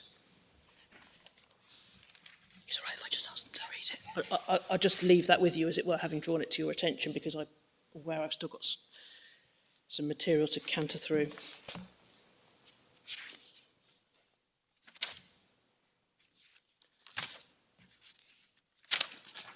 I turn next, if I may, to my Lord Hughes's decision in Nealon. So this was the domestic part of the compensation challenge in Nealon, and that is in volume 1, tab 8, page 777. And my lady, you will appreciate that this is a case where the conviction of Mrs. Allen was quashed, but in circumstances where the Court of Appeal opined that there was still strong evidence against her and that it wasn't forming a view as to what a jury would have done in her case, but it was unsafe because it might have made a difference. And as, well, actually that will suffice on that point. The central issue, or the first issue before my Lord Hughes, then Lord Justice Hughes, was what was the proper meaning of a miscarriage of justice, and did Mrs. Allen satisfy it? And I hope I can fairly summarise that by saying that the court found that even if Lord Bingham's more generous meaning applied, on the particular facts Mrs. Allen didn't satisfy it. But there then was a second argument, which really was very similar to Mr. Plemming's argument in Mullen, namely that the acquittal, which resulted from the conviction being quashed as unsafe, itself entitled Mrs. Allen to say, I am the victim of a miscarriage of justice. And I'm heartened to see my Lord Hughes is nodding, so hopefully I've summarised that accurately. So in relation to that submission, it was considered from paragraph 33 on page 790 through to paragraph 36 on page 794. I don't have time to go through all of it. You can see the submission being made from paragraph 33, but I want to focus on certain of the reasons. My Lord Hughes gave 9 reasons in paragraph 35, and these are all, that whole passage is cited in the Grand Chamber's judgment in Allen, so they were plainly aware of it. Respectfully, we would suggest that most of the reasons are in fact directed to the rejection of Mr. Owen's submission that the presumption of innocence had the consequence that if someone was acquitted, a fortiori, they were entitled to be treated as a victim of a miscarriage of justice, as opposed to whether section 133 did apply to, whether the presumption of innocence did apply to section 133, although that is certainly covered too. And if we whiz through them, certainly reasons 1 and 2 are directed to the point that I have made, noting that Article 14.6 plainly requires something more than the quashing of the conviction, and reference to WJH in that context. I've made my submissions about that. And subparagraph 3, again, is dealing with the particular submission made. It's inconceivable that the effect of the convention meant that compensation necessarily followed the quashing of a conviction on the basis of fresh evidence. Subparagraph 5 deals with the position or the position in relation to civil proceedings, such as Orr and Norway. And my Lord makes the point, well, that doesn't preclude a rape complainant, for example, from recovering compensation in civil proceedings. Of course, correct, as we've discussed, but that doesn't, in our submission, bear on whether 133 is a lex specialis. My Lord then acknowledging at subparagraph 6 that the basis for the decision in the Austrian and Norwegian cases was the closeness of the link between the decision to acquit on the merits and the decision as to compensation. But making the point in the Austrian cases, it was a different court, and the court, it has my point that that was only one of a number of factors that was considered. Subparagraph 7, my Lord makes the point, by contrast, compensation in a fresh evidence case under Article 14.6 and Section 133 is not linked to any acquittal on the merits. Pausing there, the criteria for the domestic compensation case is sufficiently linked for the presumption to apply, as we've seen, if it is a prerequisite that the conviction is quashed. So there is the link in that sense, and that is the link that is required for the presumption to apply. And then under subparagraph 8, I'm sorry, I'm having to take this at a certain amount of speed and invite my lady and my lords to read it later. But again, the essence of the reasoning in subparagraph 8 is that the material relied on by Mr. Owen begs the question whether the scheme in question creates such an obligation. That's to say, the obligation that he relied on, that acquittal equals miscarriage of justice. Then in subparagraph 9, my Lord does refer to Lord Staines's view in Mullen as to the lex specialis, and I've made my submissions on that. So respectfully, if one, as it were, takes out of the picture subparagraph 9, which is a recitation of Lord Staines's view, which I've addressed, then really the other subparagraphs are directed in their essence to dealing with Mr. Owen's submission as to the effect of the presumption rather than as to applicability. Turning then to Adams, and again, only dealing, given time constraints, with the way in which the court addressed the presumption of innocence. The judgments that deal with this particular point are firstly Lord Phillips at paragraph 58. I should have said this is tab 10, and the report starts at page 844. This passage from Lord Phillips is at page 876. And at the bottom of 876, he says he agrees with Lord Hope, who I'm going to come on to. And he then says that on any view, the section 133 test doesn't infringe. So this is really a point about violation rather than applicability, but it doesn't infringe the presumption of innocence because of the new fact element. If I may, I'll come back to that point because it's a point about violation rather than applicability. Dealing with what Lord Hope said about applicability, the relevant section, my lady, is paragraph 108 on page 892 through to the end of paragraph 111 on page 894. Again, may I commend to the court reading it in full, but may I just make some short points now.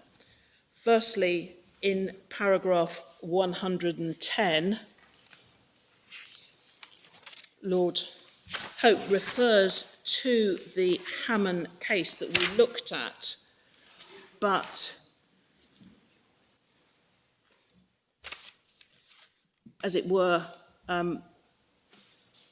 dismisses the force that it might be thought to have in terms of pointing towards 6.2 applying to a scheme like section 133, because he said that the decision was a circumstances where it was the same court sitting largely in the same formation, so as to bring the proceedings within the scope of Article 6.2.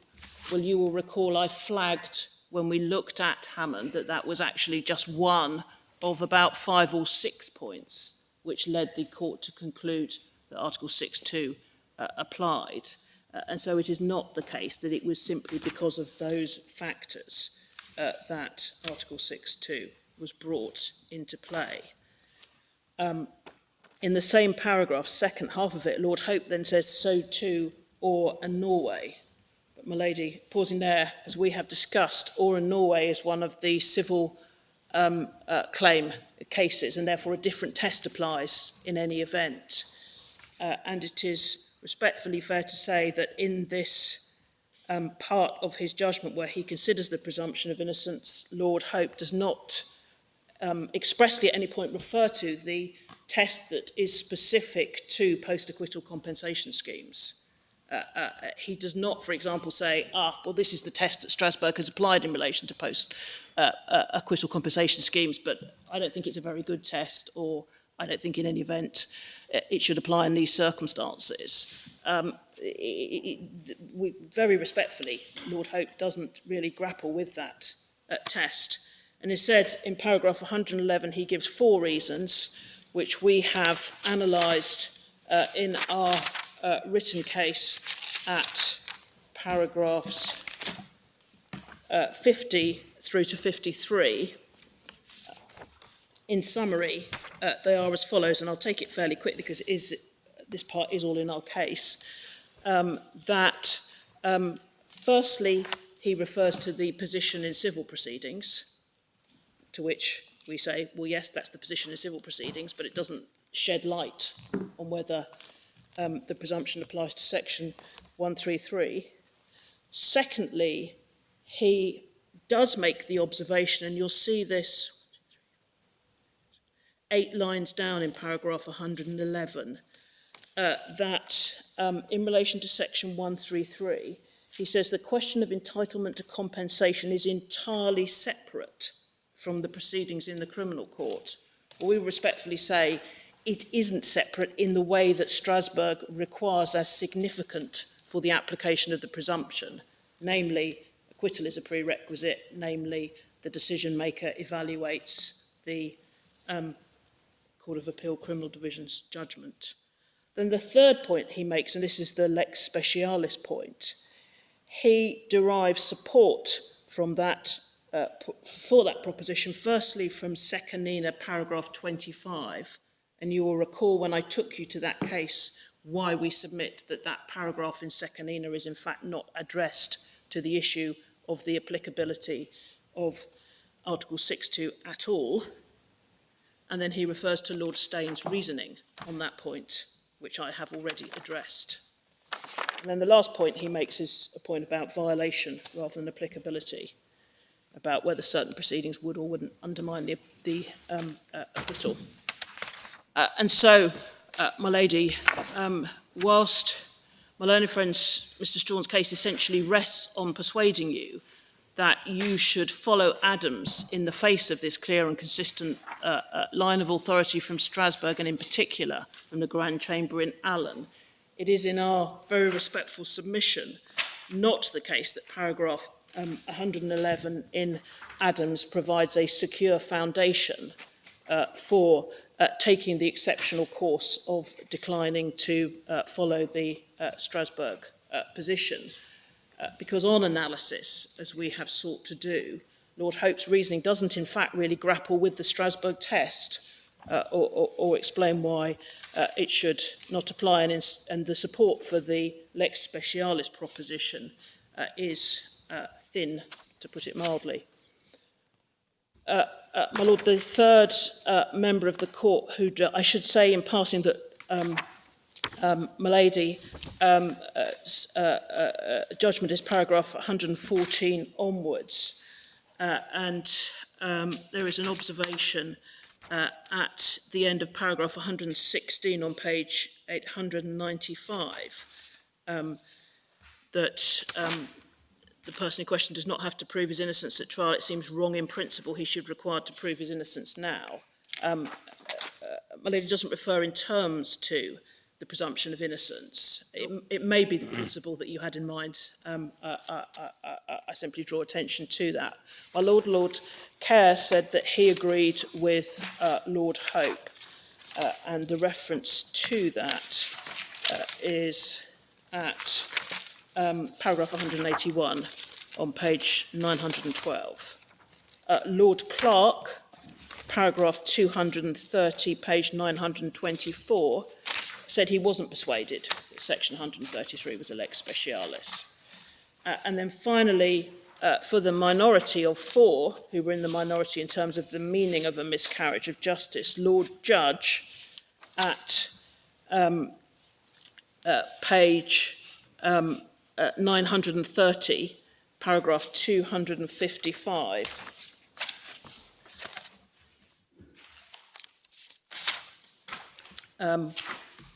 and again, we've dealt with this in our printed case. It is paragraph 54, but in essence, he makes 2 points in paragraph 255 and 256.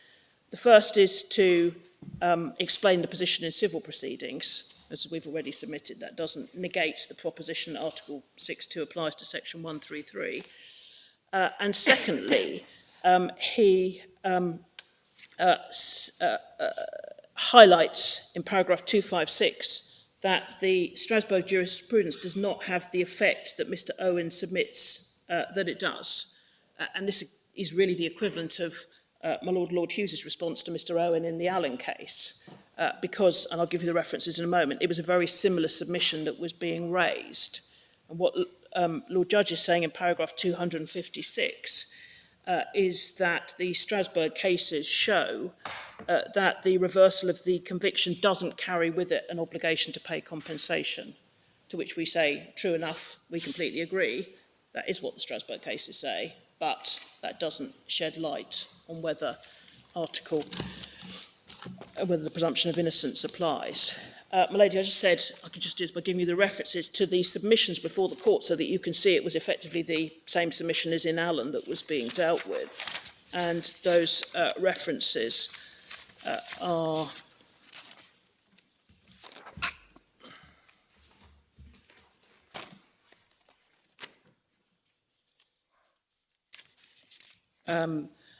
in Mr. Owen's submission, it is D, E and F on page 852. In relation to the second appellants who agreed with his submission, it is C on page 855. And in relation to Justice's submissions, who were the intervener, it is page 857 at B. My lady, I'm not going to have time to deal in any detail with the Gale case, which is to be found at tab 9, page 797 onwards. This, of course, was not a case that concerned Section 133, or indeed the post-acquittal compensation scheme, but it was a case in which Lord Philip expressed some disquiet about the Strasbourg cases, in particular paragraph 32. He said he did not understand why Strasbourg said that in the post-acquittal compensation cases, the latter decision was the consequence of and the concomitant of the earlier decision, whereas a different approach was taken in the civil proceedings type cases. My lady, I hope we have explained this morning, or we have set out to explain why there is a difference, and indeed we are aided in that respect by Lord Dyson in that case, who set out far more eloquently than I could the basis for the different approach that Strasbourg takes to post-acquittal compensation schemes and to civil proceedings and why it does so. And so may I just give you the references to Lord Dyson's judgment, the relevant passages, and I'll invite you to consider them in due course. It's paragraph 125 to 140, and that is MS pages 837 to 842. And it's all, of course, very useful, but the most important paragraphs are 125, 128, and 132, 134, 135, 138, 139. So we rely on that without going through that in detail. We then come on to Allen in the Grand Chamber, which is to be found in the first volume of authorities at tab 11. You have already been reminded of the facts of this case. Just pausing for a minute on the head note on the first page, page 940, to make a point, if I may, which we will pick up later, you will see that the court of 17 judges was unanimous in holding that the application was admissible. The admissibility issue was whether the presumption of innocence applies to section 133. So whilst my learned friend praised Judge de Gaetano in aid, in fact, Judge de Gaetano was part of the majority on what we are calling issue 1. He was in agreement that Section 133 was subject to the presumption of innocence. If I can take the court, you'll see that from page 946 onwards, the judgment sets out passages from the domestic decisions in the Allen case. It is important to appreciate, and I think we've all made this point in our printed cases, that the Secretary of State rejected the claim for compensation, in fact, because it was said there was no new fact. He didn't go on to deal with the miscarriage of justice point, and one sees that at paragraph 23. However, when that was challenged before the courts, in the High Court, Mr. Justice Mitting accepted that there was a new fact and that the Secretary of State had erred in that regard, but went on to consider whether a miscarriage of justice could be shown, because otherwise the error would not have been meaningful. And hence the focus in the Divisional Court and then in the Court of Appeal on the miscarriage of justice issue. Perhaps I can just give you, as we go through, because you'll see it later, the cross-reference is paragraph 110. I'll just give you the passages in the judgment of Mr. Justice Mitting and in the judgment of the Court of Appeal that the applicant before the Grand Chamber said offended the presumption.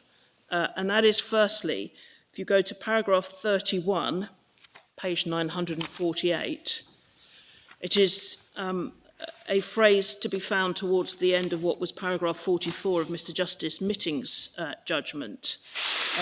For as the recital of the medical evidence heard by the Court of Appeal and by the trial jury demonstrates, there was powerful evidence against the claimant. Then in relation to the Court of Appeal, there were three passages that were the subject of complaint, as paragraph 110 shows. The first is to be found at the end of paragraph 33, last sentence, adopting that approach, that's to say the Court of Appeal criminal decision, decided the evidence which was now available might, if it had been heard by the jury, have led to a different result. Secondly, it is the passage at the end of paragraph 38 of the Grand Chamber's judgment, paragraph 28 of my Lord Hughes's judgment. No doubt the decision of the Court of Appeal criminal condition does not begin to carry the implication there was no case for the appellant to answer. Sorry, where was that? I'm so sorry, my Lord. Paragraph 38, Yes. page 950, includes a citation from paragraph 28. Yes, I've got it. Yes, I have it. Hughes's. Yep, I have it. Thank you. And then the third complaint related, one sees it in the next paragraph, 39, it's the start of paragraph 29 of Lord Hughes's judgment. In the present case, there was no basis for saying that on the new evidence there was no case to go to a jury. Pausing there for a moment, it is in our submission readily apparent why the Grand Chamber focused on the language used, because that was the complaint of violation that was before the court in those particular passages. Paragraph 41, you will see the court had the benefit of Lord Hughes's paragraph 35, his 9 reasons set out in full. And paragraph 49, the court had the statutory test, including the new fact element, of course. Paragraph 54, the court had the benefit of Mullen, which you will see includes at paragraph 59 an understanding of the train of Lord Staines's reasoning, namely that the meaning in section 133 was to be distilled from an understanding of Article 14.6 of the ICCPR, as was Article 3 of Protocol number 7. This is important to making good the proposition that the Grand Chamber well understood that they were dealing with a new fact test, because they well understood that Lord Stein was dealing with a new fact test, because they appreciated his chain of reasoning. And you will see in paragraph 60 as well, still summarising Lord Staines's reasoning, 5-6 lines down, he further noted that if there was no or newly discovered fact, and so forth. And then we see over the page at 61, the very paragraph that I drew your attention to in Lord Staines's speech, paragraph 56, with all those indicators that Lord Stein was talking about the statutory new fact test and not some general innocence test. Paragraph 62, which I think is where the genesis of my learned friend's submission on this point comes from, the court's judgment then says, as Mr Mullen was not innocent of the charge, he was not entitled to compensation under section 133. But you will appreciate that is the replication of what Lord Steyne said in paragraph 57, immediately after he had set out the statutory, or had referred to the statutory criteria in paragraph 56. Reference is then made in paragraph 63 to Adams.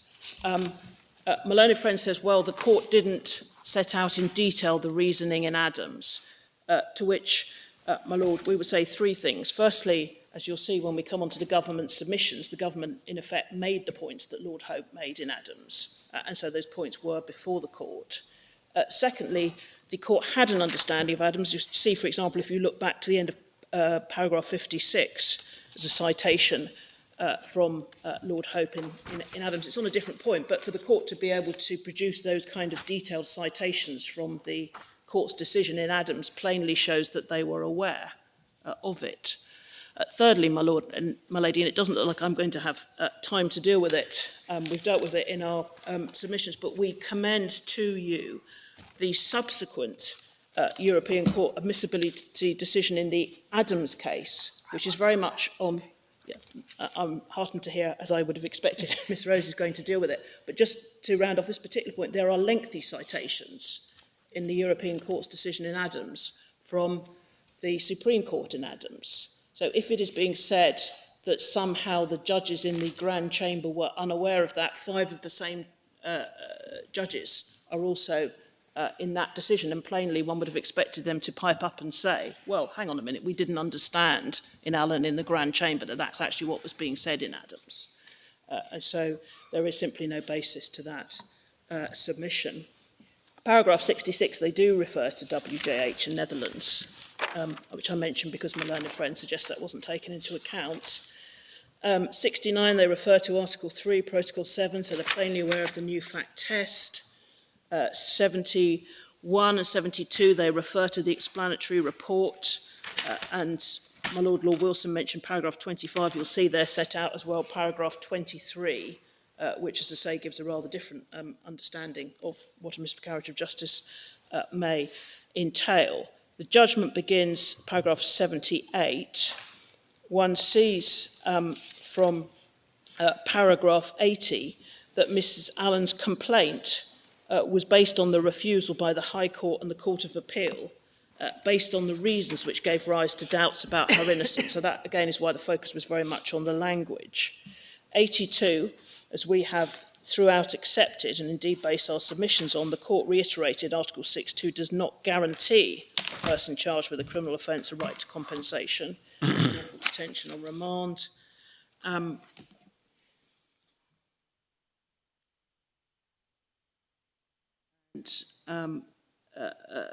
Again, paragraph 83, looking to the language. Then paragraph 84 on was the government's submissions, which are important because it shows these points were before the Grand Chamber.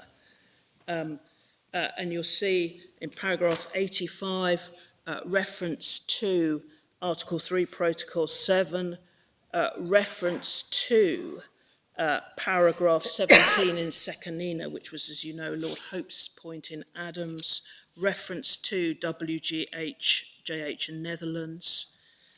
And then in paragraph 86, a raft of submissions as to why, even if the link test applied, it was not met in relation to section 133.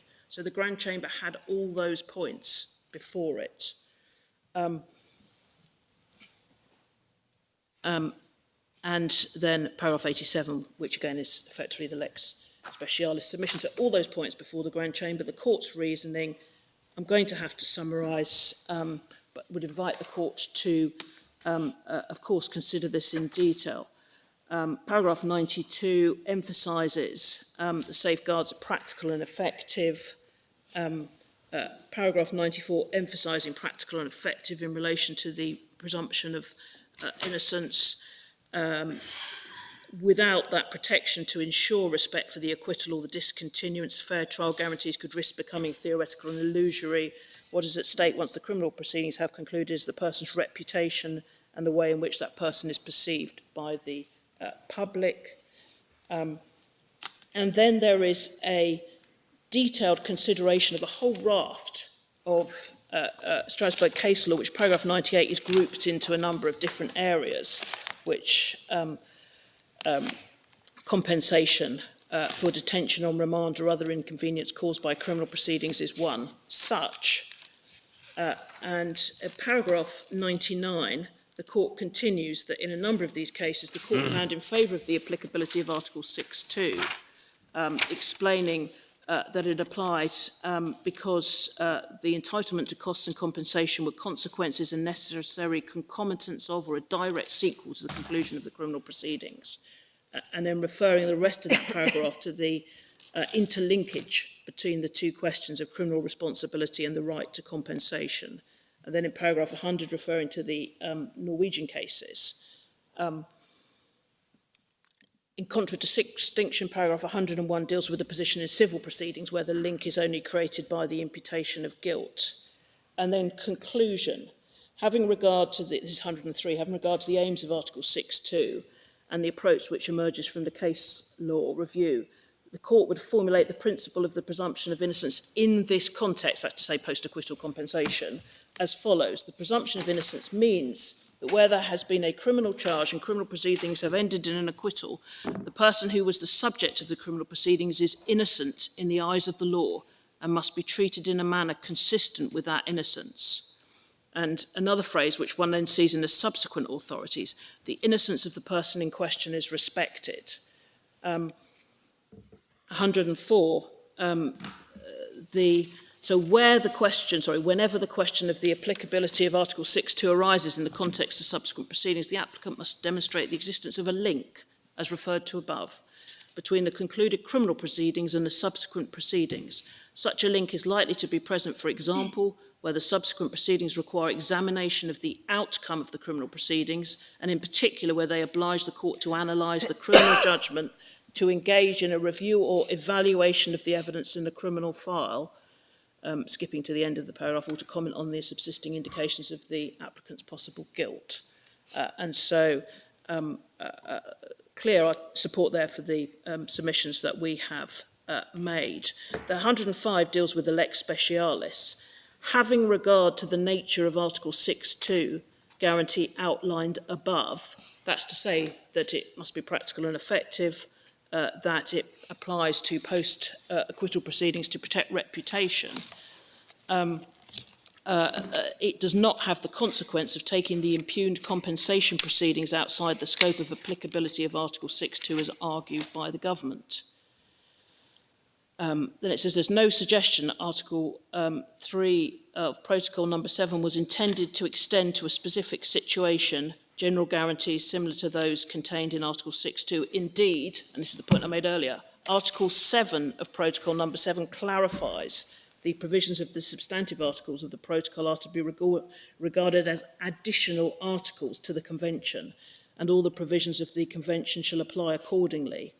Article 3 of Protocol number 7 cannot, therefore, be said to constitute a form of lex specialis. So there is a specific reliance on the terminology of Article 7. Mewia Hutch, we discussed earlier. I'm not going to have time to go back to it, but I think I've explained in summary. You're getting very near the end of your time, as agreed with Ms. Rose. I am. I'm very conscious. Can you deal with the violation point of... right. I'm going to deal with Thank you very much. Yes. Yeah. I'm acutely conscious of that, my lady, and I will do my best to round up. So, having set out those principles, why did they apply to Section 133? The answer is probably obvious from what I've already said, but it is set out in paragraph 107 and 108, and that reasoning is entirely on all fours with the earlier decisions that we've seen. It's simply more clearly articulated, one might argue, and it is plainly a conclusion, respectfully, that this court should follow. Since this decision, as my learned friend is going to deal with incompatibility, but in terms of applicability, there have been further decisions that have applied the link test and the same approach. Firstly, there is the three decisions on Section 133 itself. So that's the Adams case, the ALF case, and the KF case. And also there is a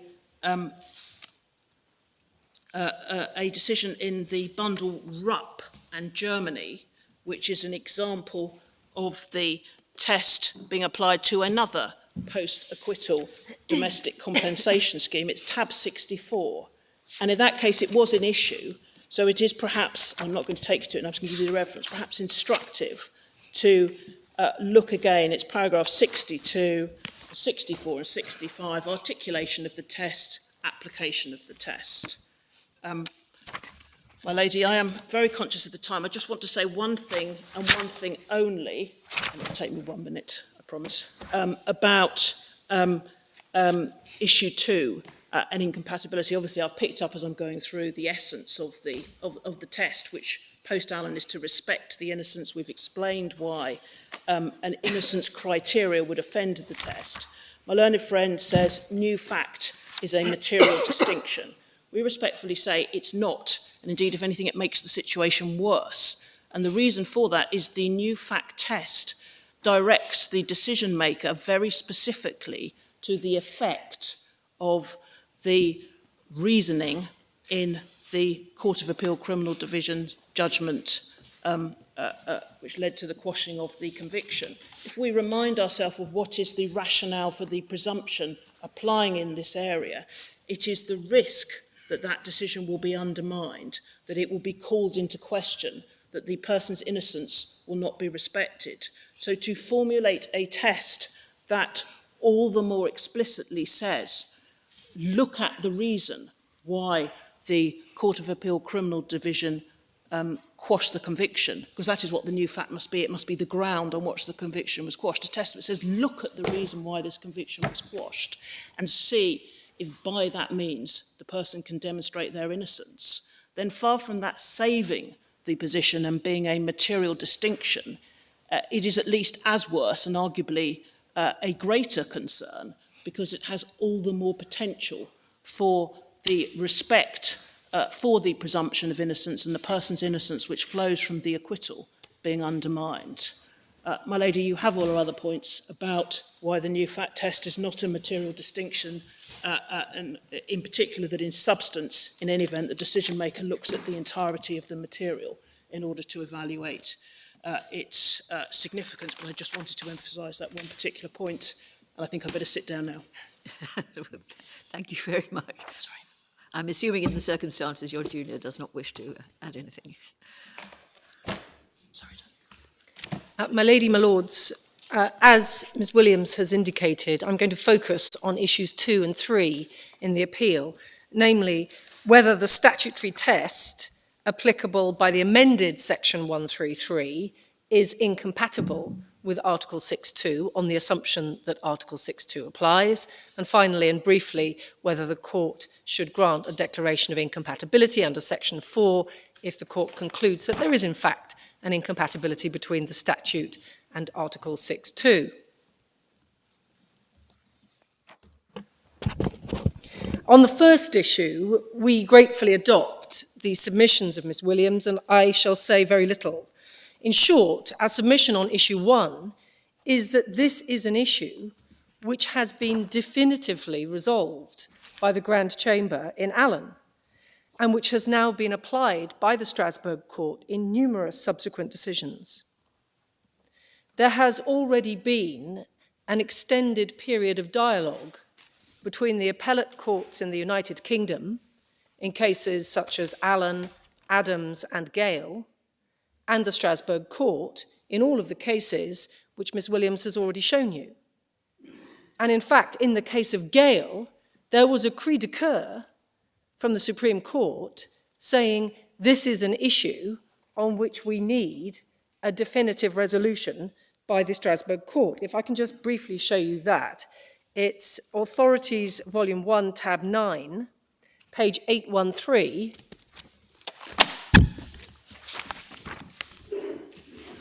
This is Lord Phillips. At the end of paragraph 32, he said, this confusing area of Strasbourg law would benefit from consideration by the Grand Chamber. And the same point was made by Lord Brown. If you go to page 835,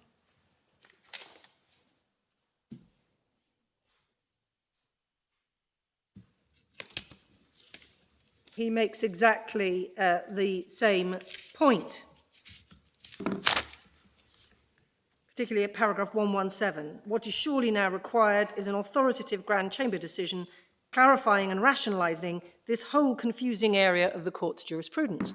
So there's the dialogue, my lady, and the Grand Chamber then obliges the Supreme Court. Well, that's the question. Did they oblige? Well, my lady, they certainly did, because the whole function of Allen is specifically for the Grand Chamber to conduct an exhaustive review of all of its previous case law on the applicability of Article 6.2 to proceedings which are not themselves criminal proceedings, but which are linked to criminal proceedings, and to derive principles.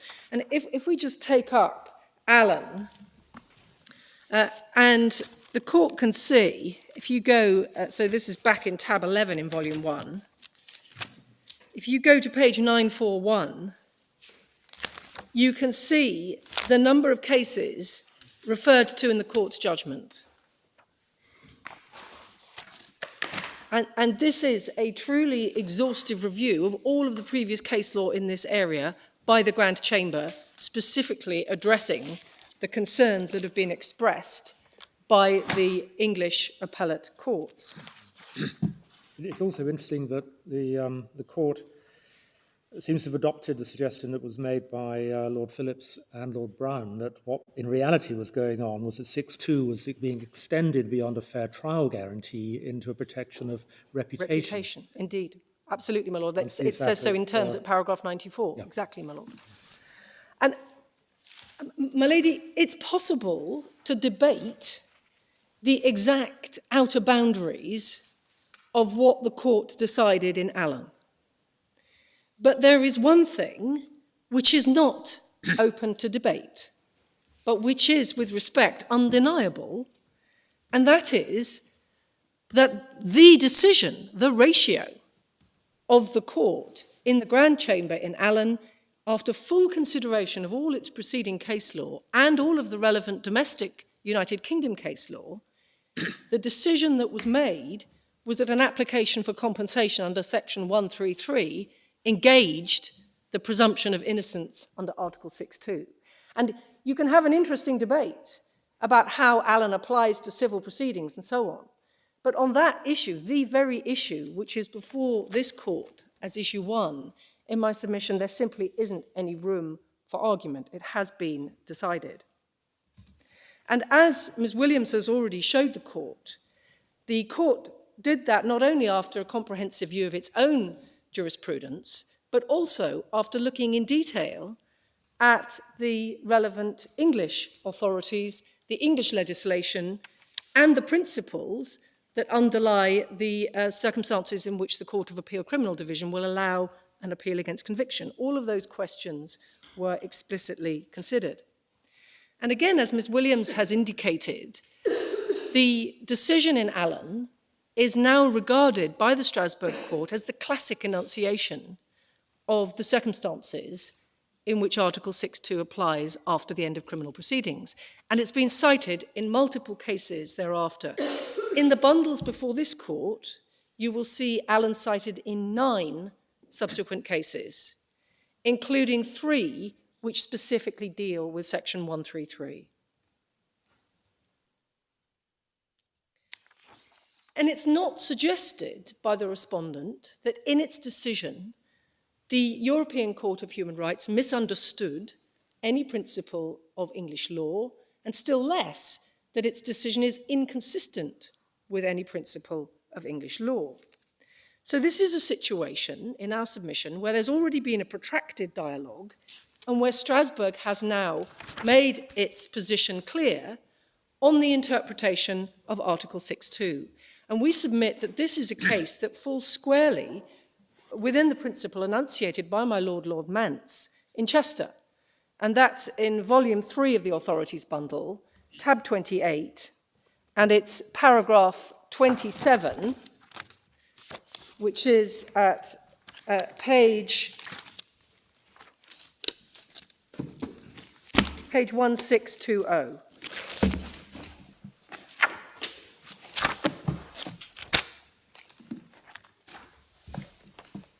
And my Lord Mance said that, of course, under the Human Rights Act, it is possible for this court to refuse to follow Strasbourg case law, but there are limits to this process, particularly where the matter has been already to a Grand Chamber once, or even more so, as in this case, twice. It would have then to involve some truly fundamental principle of our law or some most egregious oversight or misunderstanding before it could be appropriate for this court to contemplate an outright refusal to follow Strasbourg authority at the Grand Chamber level. And in our submission, with great respect, that is clearly right. And we say that is right because to do otherwise would be contrary to the intention of Parliament when enacting the Human Rights Act. And the reason I say that, if we just go to the Human Rights Act in Authorities Volume 1, Tab 3, page 701, and of course the court is so intimately familiar with this, it sometimes is easy to forget the basics. And the court will recall that the preamble says that this act is to give further effect to the rights and freedoms guaranteed under the European Convention on Human Rights. And then Section 1 of the Act defines the Convention rights and does so in terms of the European Convention. And the point is that the Human Rights Act is not, quotes, a British Bill of Rights. The Human Rights Act is the incorporation in United Kingdom law of the European Convention on Human Rights.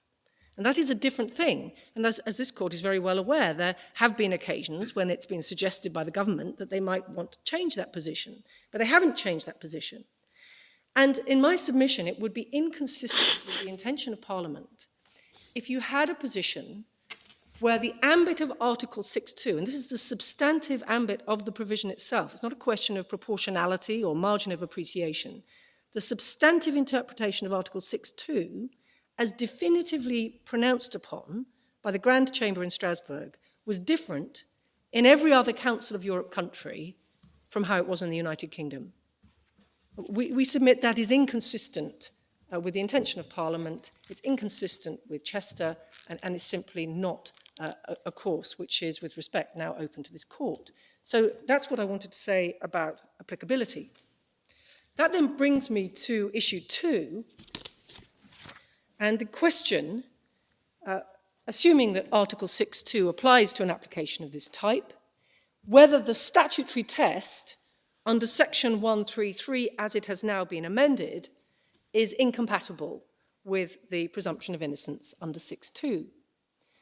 And the answer to that question, in turn, involves a determination of 2 questions. The first is, what are the principles established in Allen on a review of the earlier case law, and in the cases following Allen, as to the circumstances in which the presumption of innocence will be breached in this context? And secondly, is the statutory test under the amended 133 incompatible with those principles? And we do submit that the central focus of the second question ought properly to be the proper interpretation of the decision in Allen, for the same reasons that I've just outlined under issue 1. Allen is now the definitive statement of the law in this area. So if we now go back to Allen itself, which is at tab 11 in volume 1, as I've already said, the court in Allen conducted a comprehensive review of its earlier case law, and it referred to a number of those cases at specific points in its judgment. And it's therefore relevant also to see what points it derived from those cases and how it endorsed them to see what the court was actually saying in Allen. And the court, we submit, in Allen was doing 4 things. First, it was reviewing the key English authorities on the original Section 133, because, of course, Section 133 at this time was in its unamended form. Secondly, it was reviewing the previous Strasbourg case law on the scope of Article 6.2 in a variety of different contexts. Thirdly, it was endeavouring to identify some general legal principles that emerged from that review. And fourthly, It was applying the principles it had identified to a decision made under Section 133 in the light of the submissions that were being made to it.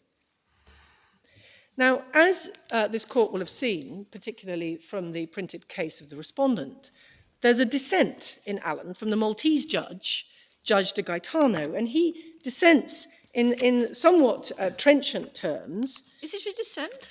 Sorry, not a dissent. It's a separate opinion expressing his dissatisfaction with the reasoning. You still haven't explained about civil compensation. He says you still haven't complained about civil compensation. Now, of course, it's possible, and I speculate here, that his concern may have been that the case of Veras and Malta was already in the pipeline, since he is the Maltese judge, and it may be that that explains his particular concern about the civil claims. But he makes a point, if we just go to 974, a point that the respondent relies on here. He says, I had expressed the hope the court would one day reassess Article 6.2 in the light of the difficulties our case laws created for national courts in dealing with post-acquittal proceedings. In the instant case, however, the majority have opted for a mere compilation of cases and the generic statements at 101, 102 and 123. Now, with great respect to Judge Gaetano, that is a little unfair to the reasoning of the court in this case. Because what the court is seeking to do here is to steer a delicate path through some very fine distinctions where the presumption of innocence can arise in different contexts. But as a matter of fact, bearing in mind the delicacy and the difficulty of its task, the court does lay down some coherent and workable principles, which is perhaps just a more generous way of referring to generic statements. And the one purpose for which this judgment is very clear is that here the court is specifically considering the proper application of Article 6.2 specifically to a decision under Section 133 as originally drafted. And in my submission, you can clearly derive from this judgment the court's view as to what type of decision under Section 133 would breach the presumption of innocence and what type of decision would not breach the presumption of innocence. And my submission, in summary, is this, that the finding which the court makes in Allen is that the original wording of Section 133 and the application of that wording by the domestic courts in Allen was compatible with Article 6.2 because, and only because, the United Kingdom courts did not adopt the test formulated by Lord Steyne in Mullen. The court's finding is that Lord Steyne's test of the establishment of clear innocence by the new fact would breach Article 6.2 because the application of that test would require the state to express a view on the guilt or innocence of the person applying for compensation based on the state of the evidence as it now was. In other words, as it was following the appeal, the criminal appeal. Even though the criminal proceedings themselves had been discontinued and they were therefore to be presumed innocent. And in my submission, that is the reasoning that appears in this judgment. The breach of 6.2 was avoided only because the United Kingdom courts had applied a broader test than that enunciated by Lord Steyne. But of course, what happened after this decision was that Parliament has now enacted, by amendment to Section 133, precisely the test applied by Lord Steyne in Mullen. And therefore, in my submission, the statutory test, as it now stands in the amended Section 133, is incompatible with 6.2 for the very reasons given by the court in Allen. The statutory test now requires the Secretary of State to express a substantive opinion on the innocence or the guilt of the defendant based on the evidence as it is at the date of the appeal and notwithstanding their acquittal. And that is precisely the vice which the Strasbourg court identified in Allen and said was not present on the reasoning of the courts in Allen.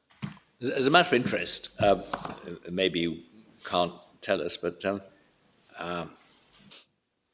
Allen was decided It's in 2013. about 9 months before the Yes.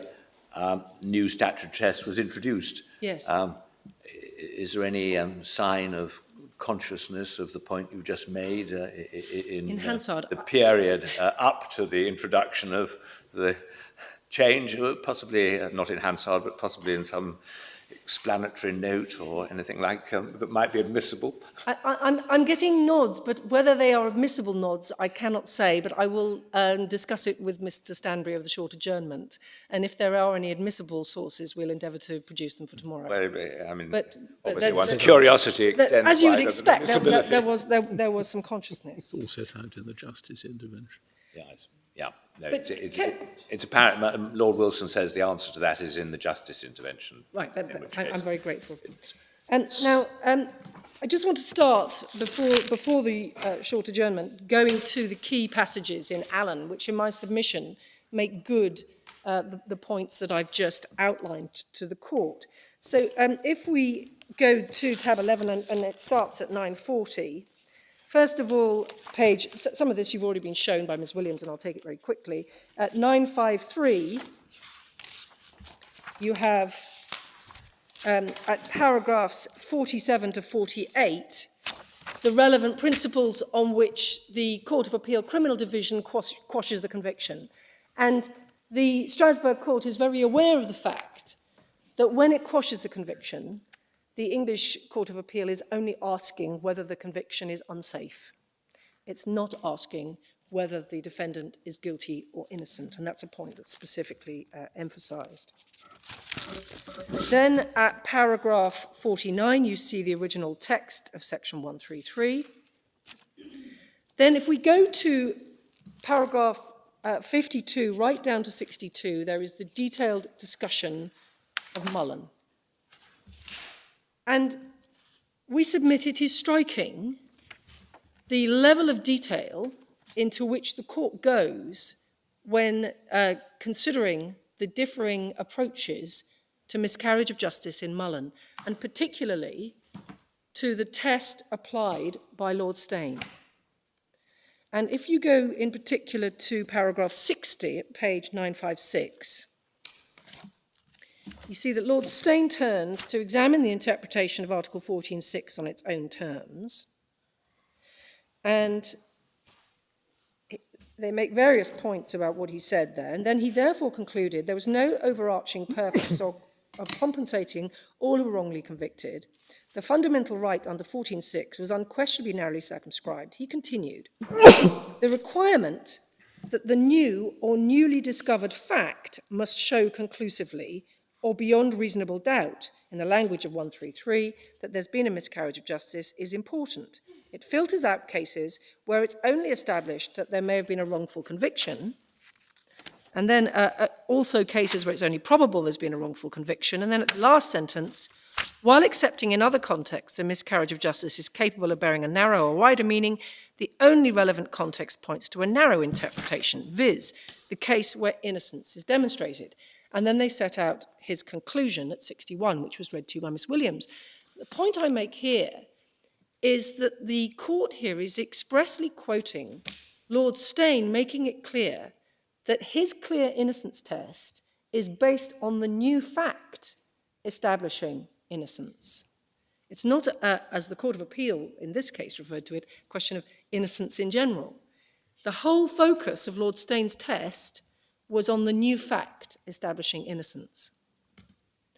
That is also, of course, the focus of Article 14.6 of the ICCPR, not using the question of innocence, but the question whether the new or newly discovered fact establishes conclusively that there's been a miscarriage of justice, and the same wording used in Article 3 of Protocol 7 to the Convention.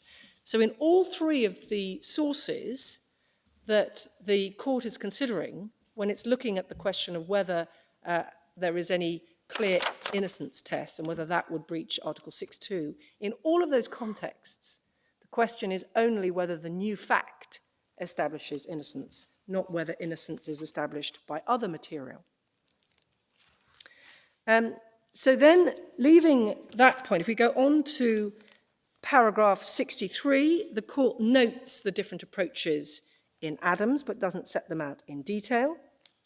There's then detailed consideration of the ICCPR in Article 3 of Protocol 7.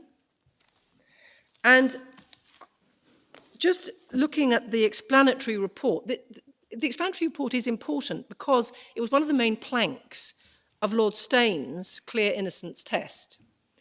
And if you go to page 959, paragraph 72, you can see that there the court sets out in full paragraph 25 and also a section of paragraph 23.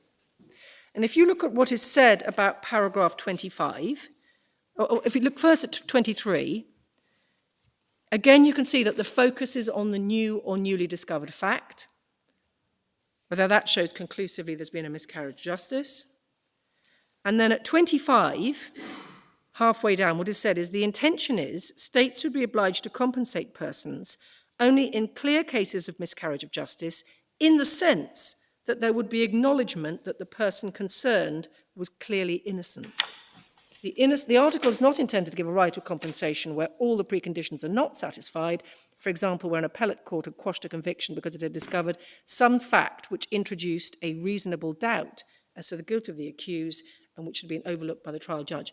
Again, clear beyond doubt that the focus is on whether the newly discovered fact establishes innocence or whether it merely establishes a reasonable doubt as to guilt.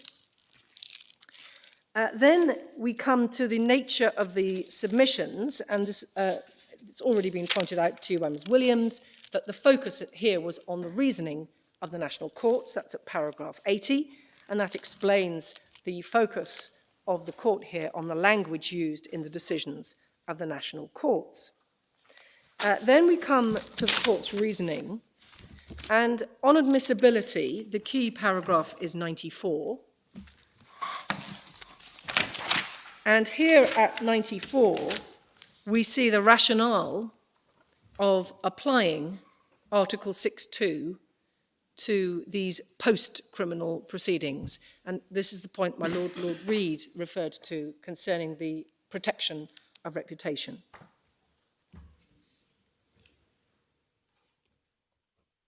And then if we go to 98, the court considers the application of Article 6.2 in its previous decisions. And it says that it has in the past been called on to consider the application of 6.2 in judicial decisions taken following the conclusion of criminal proceedings, either by way of discontinuation or after an acquittal, and then it sets out different circumstances.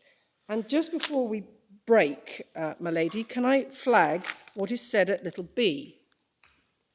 A former accused's request for compensation for detention on remand or other inconvenience caused by the criminal proceedings. And you can see, if you look at the footnote, that there is a reference to a number of cases in that footnote, and three of the cases referred to are Capo and Belgium, Puig Penella and Spain, and Tendam and Spain. And I'm going to refer to those cases shortly after the short adjournment, if that's a convenient moment. It's a very convenient moment. We'll look forward to hearing from you again at 2 o'clock. Court now adjourned.